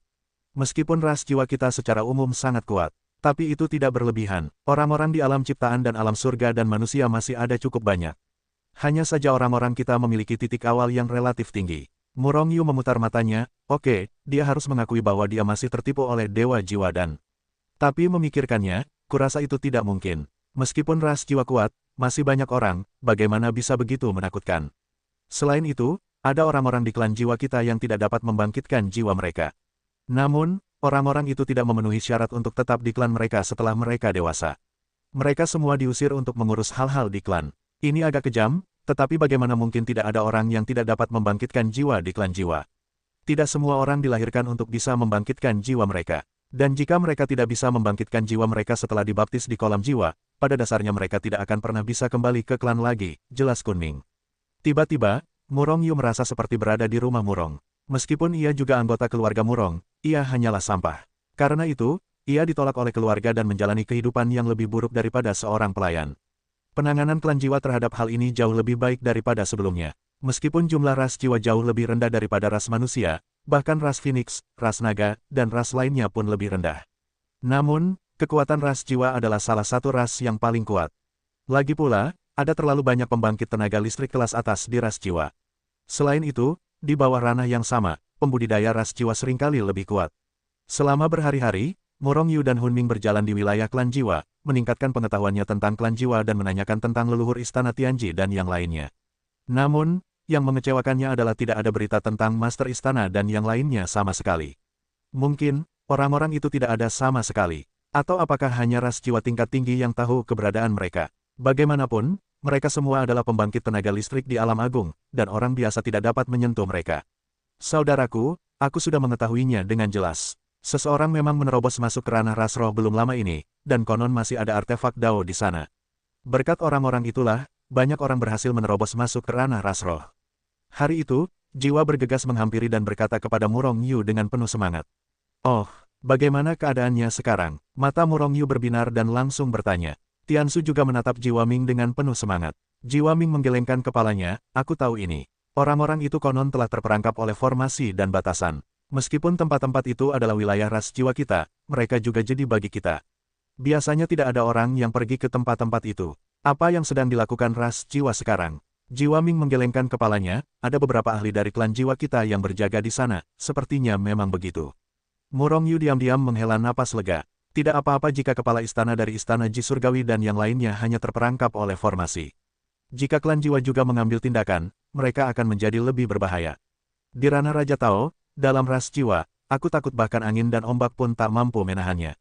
Xiao Ming, bisakah kau membawaku ke sana untuk melihat? Murong Yu merenung sejenak, dan akhirnya memutuskan untuk pergi dan melihat. Kalau tidak, penguasa istana-istana misteri surgawi mungkin tak akan mampu menahannya lagi dan jatuh. Aku bisa membawamu ke sana, hanya saja kau masih disegel. Terlalu berbahaya di sana, meskipun Hun Ming masih anak-anak, pikirannya bukan lagi anak-anak, dan ia telah belajar berpikir dan menimbang. Pro dan kontra, tidak apa-apa, apa kau tidak melihat kemampuanku? Formasi itu sama sekali tidak bisa melukaiku. Murong Yu tertawa, memberi jiwa kepercayaan diri. Petik 2. Oke, Hun Ming akhirnya setuju. Tak lama kemudian, ia meninggalkan istana bersama Murong Yu, meninggalkan Tiansu sendirian di sana lagi. Jiwa, apa-apaan kau akhir-akhir ini bersama manusia ini? Belum lama mereka pergi, sebuah suara dingin terdengar di telinga mereka. Keduanya, Murong Yu, langsung berhenti. Kunming menatap ke depan dengan ekspresi muram, matanya berkilat marah. Setelah mengamati dengan saksama, Murong Yu mendapati seorang remaja berusia sekitar 11 atau 12 tahun menghentikan langkah mereka. Namun, ada banyak orang di belakang pemuda ini. Dilihat dari statusnya, seharusnya tidak rendah, dan mereka yang bisa mengejek dan mempertanyakan jiwa Ming setidaknya setingkat dengannya. Aku curiga orang ini mata-mata manusia. Kurasa jiwa Ming adalah penjahat umat manusia. Dia pendosa umat jiwa kita. Kemarilah, tangkap mereka berdua untukku. Jika kau tidak mengaku, kau akan disiksa. Pemuda pertama memasang wajah cemberut. Berani, Hun Ming, beraninya kau memfitnahku. Wajah Hun Ming memerah, dan matanya hampir menyemburkan api. Untuk mata-mata dan pengkhianat, siapapun dari ras jiwa boleh menebas dulu baru bertindak. Kuntai mencibir, dan dengan lambaian tangannya yang besar, seseorang telah membunuhnya. Alis, Murong Yu sedikit mengernyit, karena ia menyadari bahwa orang-orang itu telah dibantai, dan tak seorang pun berani menerkam Sol Ming. Bagaimanapun, identitas Kun Ming ada di sana. Sekalipun ia benar-benar pengkhianat ras jiwa, mustahil bagi Sol Tai untuk bertindak atas dirinya. Nyatanya, Kuntai sama sekali tidak berani menggerakkan jiwanya. Ia hanya ingin mempermalukan dan menghajar jiwa tersebut. Kata-kata itu mempermalukan Hun Ming, dan kepala Murong Yu pun dipenggal, yang juga merupakan semacam penghinaan bagi Hun Ming. Siapa di antara kalian yang berani melakukannya? Sol Ming murka dan langsung menembak. Puff, puff. Dalam sekejap, kedua biksu yang telah membantai siang-siang telah tumbang, dan tak ada aura kehidupan pada mereka. Jelas, jiwa itu telah terkoyak oleh jiwa dan mati. Dalam hal ini, Murong Yu tidak merasa terkejut. Karena kedua orang itu, sama seperti dirinya, sama-sama manusia, dan mereka sama sekali bukan ras roh. Terlebih lagi, mereka berdua telah disegel dengan kekuatan, bagaimana mungkin mereka bisa melawan suara jiwa? Hun Tai menyaksikan pemandangan ini dengan ngeri. Setelah sekian lama, ia meraung, Hun Ming, beraninya kau membunuh orangku. Kau mencari kematian. Saat berbicara, Hun Tai sudah bergegas. Di sisi lain, Hun Ming mencibir, lalu bergegas maju, dan bertarung dengan Hun Tai. Pergi dan bunuh aku bajingan asing itu. Di tengah pertempuran, Kun Tai kembali memerintahkan anak buahnya. Kedua bawahannya dengan setia menjalankan perintah Sol Tai, keduanya menghabisi nyawa Murong Yu. Kali ini bukan lagi seorang biksu manusia, melainkan seorang ras jiwa. Auzu.com, saudaraku, siapapun yang berani mengganggumu, bunuh saja. Aku akan mengurus semuanya, kata Heming kepada Murong Yu dengan sangat marah. Mata Murong Yu memancarkan secercah cahaya dingin, dan kata-kata Sol Ming sudah cukup. Jika orang-orang ini ingin membunuhnya, matilah dulu. Jadi, ia berdiri di sana dengan tatapan dingin dan menyaksikan dua orang dari ras jiwa itu dibantai. Mungkin ia merasa bahwa Murong Yu hanyalah seorang biksu manusia yang basis kultivasinya tersegel. Kedua kultivator ras jiwa itu tidak menggunakan jiwa mereka untuk menyerang, tetapi mengulurkan tangan besar mereka, dan langsung menangkap Murong Yu. Jelas, mereka ingin mencabik-cabik Murong Yu dengan tangan mereka. Matikan aku, teriak Murong Yu tiba-tiba, 10.000 gelombang jiwa berat langsung meledak. Puff, kedua orang ini tidak berkekuatan tinggi, dan tidak memiliki pertahanan sama sekali. Begitu Murong Yu menyerang, jiwa biksu ras jiwa yang paling cepat menyerang pun musnah. Setelah kultivator ras jiwa terbunuh, kultivator ras jiwa kedua akhirnya bereaksi. Namun, ia tetap tak mampu lolos dari bombardir serangan Murong Yu. Meskipun ranah jiwanya tak sebanding dengannya, daya mematikannya bukanlah sesuatu yang bisa ia lawan. Orang ini bahkan tak sempat melarikan diri, ia sudah dipenggal oleh Murong Yu, dan ia tak bisa mati lagi. Dalam sekejap mata, Keempat orang yang ia bawa telah tewas seketika, dan keduanya langsung membunuh mereka semua, dan Kuntai tak mampu bereaksi untuk sementara waktu. Di saat yang sama ia kehilangan kesadaran, Sol Ming telah menghantam kepalanya dengan keras. Kekuatan mengerikan meletus, dan Sol Ming melesat pergi. Kalian berdua, tunggu aku. Kuntai melontarkan kata-kata kejam dengan marah, berbalik, dan segera terbang menjauh. Xiao Ming, siapa Sol Ming itu? Ini tak berpengaruh padamu, kan? Tanya Murong Yu kepada Sol Ming yang baru saja berjalan kembali. Murong Yu sama sekali tidak merasa aneh dengan pembunuhan Sol Ming. Lagi pula, meskipun Sol Ming hanya tua, ia tidak hanya tua, kan? Dalam kondisi seperti ini, mereka tidak hanya bisa lahir di bulan Oktober, tetapi juga akan membutuhkan waktu lebih lama. Lagi pula, bahkan setelah lahir, mustahil untuk tumbuh dewasa dalam beberapa tahun saja. Lagi pula, tak seorang pun bisa mencapai alam surga dan alam manusia ini pada usia 9 tahun. Pada akhirnya, ini hanya masalah waktu. 1 tahun di dunia fana, kurasa hanya sekejap mata bagi mereka. Oleh karena itu, meskipun Sol Ming masih muda, sudah banyak perkelahian dan pembunuhan seperti itu. Oleh karena itu, si kecil ini tak segan-segan membunuh. Dia tak bisa berbuat apa-apa. Ayahnya juga seorang tetua, tapi dia selalu berselisih dengan ayahku. Karena itu, si brengsek Kuntai itu ingin mencari masalah denganku sepanjang hari. Hun Ming mencibir, saudaraku, jangan terlalu khawatir. Aku tidak akan membiarkan si brengsek Kuntai itu menyakitimu. Senyum tipis muncul di wajah Murong Yu, tetapi ekspresinya langsung berubah. Wus, wus, wus. Beberapa sosok berubah menjadi aliran cahaya, melewati kehampaan, dan mendarat di depan mereka berdua. Hati Murong Yu tiba-tiba mencelos. Orang-orang yang datang setidaknya berada di ranah diri, dan mereka sangat kejam, dan orang-orang yang datang itu jahat. Bawa aku mata-mata manusia itu. Teriak pemimpin itu dengan dingin. Tiba-tiba, ada serangan dari seorang ahli tingkat diri yang sebenarnya. Beraninya kau, Hun Ming sangat marah, dan berdiri di depan Murong Yu dengan ekspresi marah di wajahnya. Namun, pihak lain mendorong Sol Ming dengan satu tangan, lalu langsung menjatuhkan Murong Yu. Sungguh kuat, Murong Yu tidak punya kekuatan untuk bereaksi sama sekali, oke. Meskipun serangan jiwanya bahkan dapat membunuh ahli puncak dari alam surga dan manusia, itu tidak cukup untuk membantu seorang kultivator ras jiwa di alam diri sejati. Karena itu, Murong Yu sama sekali tidak melawan. Bukankah masih ada tangisan jiwa? Bahkan jika Kunming tidak bisa menyelamatkannya, bukankah mudah baginya untuk melarikan diri? Lagi pula, sekarang ia telah diincar oleh Sol Tai. Selama ia masih berada di ranah ras jiwa, jiwa dari jiwa itu akan tetap tidak berhasil, yang akan merugikan tindakannya selanjutnya. Setelah membawa Murong Yu, orang-orang itu segera pergi, mengabaikan suara jiwa itu sama sekali. Seketika, jiwa yang marah itu gemetar dan hampir pingsan. Hun Tai, saudaraku, aku akan segera pergi ke ayahku, aku tidak akan membiarkanmu melakukan apapun.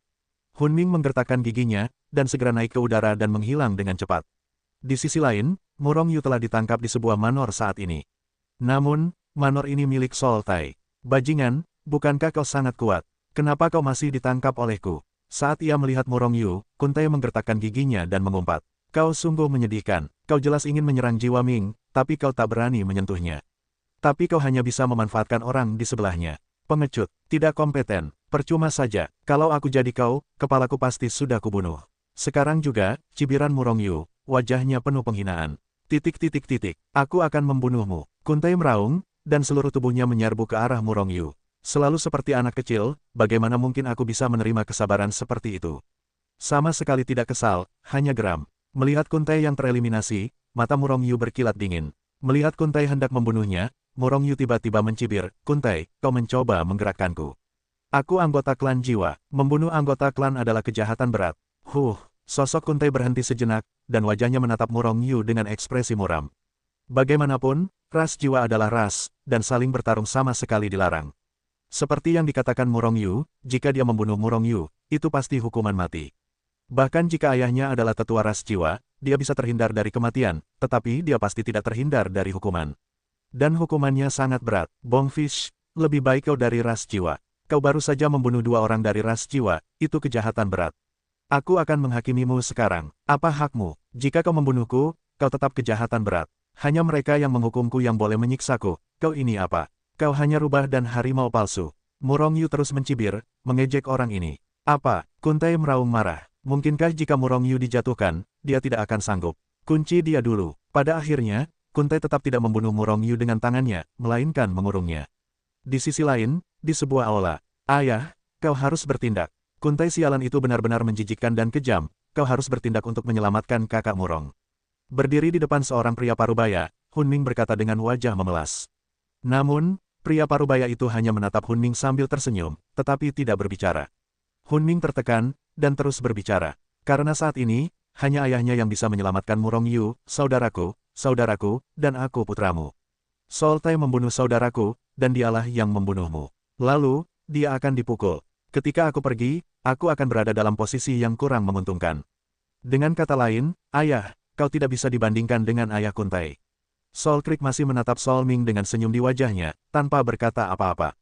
Sebenarnya, pertarungan antara dia dan Hun Tai bukan karena Hun Tai akan menang ketika dia membunuh jiwa. Perjuangan terbuka dan rahasia semacam ini tidak sesederhana itu. Namun, Murong Yu yang terbunuh hanyalah ras manusia. Ayah, saudara Murong juga anggota ras jiwa. Meskipun alam jiwa rendah hanyalah alam ciptaan, tingkat kematiannya sebanding dengan alam surgawi tingkat tinggi. Dua bawahan Kun Tai bahkan bisa memblokir serangan jiwa darinya.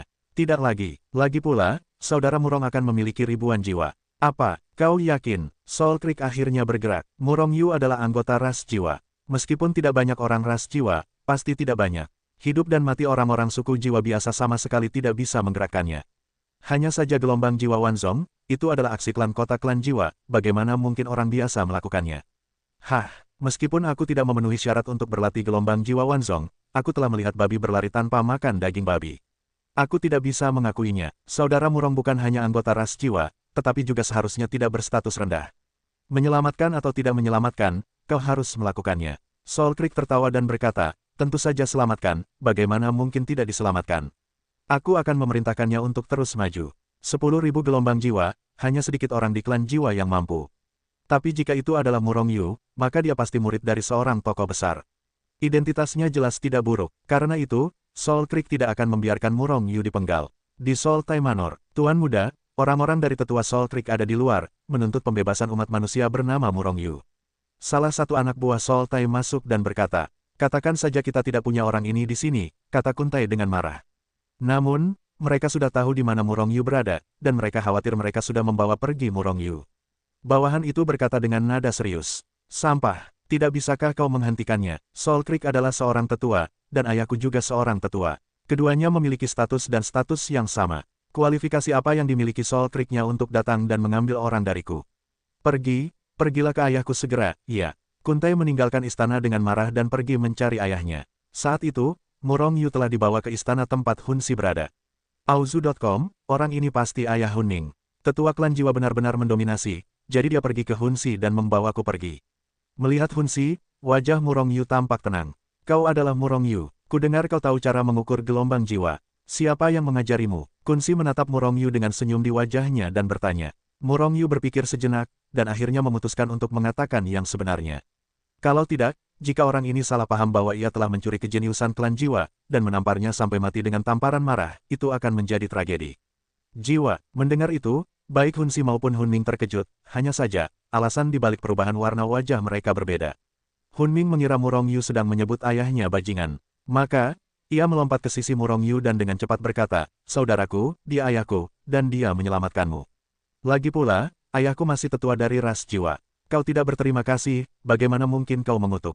Apa, cepat dan minta maaf kepada ayahku. Sambil berbicara, Kun Ning mengedipkan mata pada Murong Yu berulang kali. Murong Yu terkejut sejenak, lalu tertawa, mengelus kepala Sol Ming dan berkata, Xiao Ming, aku tidak memarahi ayahmu.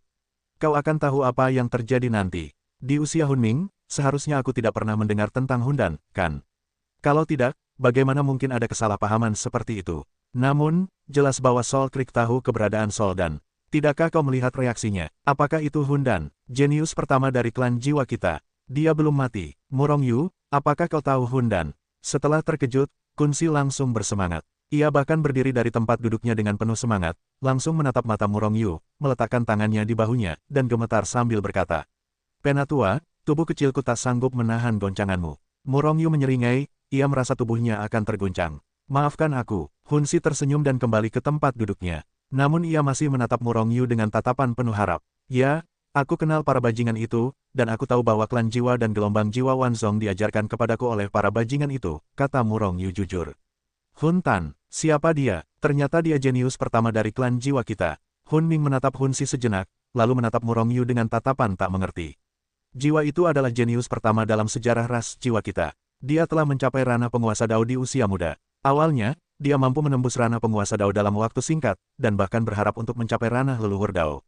Namun suatu hari tiba-tiba menghilang, dan sejak itu menghilang tanpa jejak. Selama bertahun-tahun yang tak terhitung jumlahnya, ras jiwa kita telah mencarinya. Namun tidak ada kabar tentangnya. Terlebih lagi, karena dia tidak meninggalkan hubungan dengan giok jiwa, kita bahkan tidak tahu hidup atau matinya. Jadi, setelah bertahun-tahun berlalu, tidak ada kabar darinya.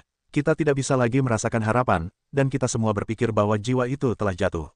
Karena itu, kita telah berhenti mencari jiwa itu selama bertahun-tahun ini. Petik 2. Aku ingat, Hun Tan, apakah itu jenius tak tertandingi yang berkultivasi ke ranah penguasa Dao dalam siklus reinkarnasi? Kemunculannya memecahkan rekor ras jiwa kita. Jenius sebelumnya atau sekarang ada di depan Hun Tan. Itu sama sekali bukan apa-apa. Hun Ming sepertinya teringat sesuatu, dan menjadi bersemangat. Murong Yu, bagaimana kabar Hun dan sekarang? Hun Si menatap Murong Yu dengan penuh harap. Meskipun gelombang jiwa Wanzong milik Murong Yu diajarkan kepadanya oleh Sultan, bukankah itu berarti Sultan baik-baik saja? Mungkin itu hanya secercah sisa jiwa, atau mungkin situasi yang lain. Murong Yu tidak menjawab. Setelah ragu sejenak, ia bertanya, Penatua, apa pendapatmu tentang klan jiwa? Atau, bagaimana pendapat seluruh klan jiwa tentang klan jiwa sekarang? Akankah ada yang melawannya? Hati Hun Si mencelos. Sebagai rubah tua, ia merasa ada yang salah dengan kata-kata Murong Yu. Jika klan jiwa masih klan jiwa sebelumnya, tidak ada yang akan melawannya. Tapi jika, meskipun klan jiwa adalah sebuah ras, ada banyak hal yang memperebutkan kekuasaan. Hun Si tidak melanjutkan bicaranya, hanya menggelengkan kepalanya. Jenius, selalu ada orang yang iri. Dengan situasi Hun Tan saat ini, jika ia dikenal oleh mantan musuhnya, mungkin ia akan pergi dan membunuhnya. Lagi pula, Hun Tan sekarang telah menyegel dirinya sendiri, dan ia dapat dengan mudah dibunuh dengan pergi ke mantan musuhnya. Situasi Hun Tan tidak terlalu baik, tetapi aman. Namun, aku tidak bisa mengungkapkan di mana dia sekarang. Aku khawatir seseorang akan melawannya. Akhirnya, Murong Yu tidak memberitahu Sol Si. Meskipun Kun Si tampak sangat peduli pada Sol Si, siapa yang tahu? Padahal, meskipun Murong Yu dan Hun Tan baru saja bertemu, Sol Si membuat ranah jiwanya menerobos satu demi satu, dan dia juga mengajarkan pengetahuan khusus klan Sol tentang kota, yang baik baginya. Dia tidak ingin membunuh Sol Si. Kun Si sedikit kecewa, tetapi tidak memaksanya. Dia tidak ingin terjadi apa-apa pada Sol Si. Jangan publikasikan masalah ini untuk sementara waktu. Aku percaya Sol Si akan kembali suatu hari nanti. Saat itu, para idiot itu. Kun Si mencibir. Murong Yu sedikit bingung, Tetua, bagaimana situasi Sol Rache sekarang? Sepertinya berantakan. Sol Creek mengangguk, aku tidak takut memberitahumu bahwa meskipun ras jiwa kita tampak ramah di permukaan, sebenarnya kita sedang berebut kekuasaan. Lupakan saja, aku tidak akan mengatakan ini untuk saat ini. Murong Yu, apa rencanamu? Apakah tetap tinggal di ras jiwa? Atau meninggalkan ras roh? Jika kau ingin pergi, aku bisa mengantarmu pergi. Tentu saja, jika kau memilih untuk tetap tinggal di ras roh, aku bisa menjamin keselamatanmu. Petik 2. Aku akan meninggalkan ras jiwa. Lagi pula, semua yang ada di luar diriku tidak ada di dalam ras jiwa. Tapi sebelum aku pergi, ada satu hal yang kubutuhkan, yaitu bantuan dari tetua. Rinti Murong Yu, dan akhirnya memutuskan untuk meminta bantuan tetua Siang Solusi. Jika tidak, dia mungkin tidak akan bisa menyelamatkan kepala keluarga dari istana rahasia surgawi sendirian.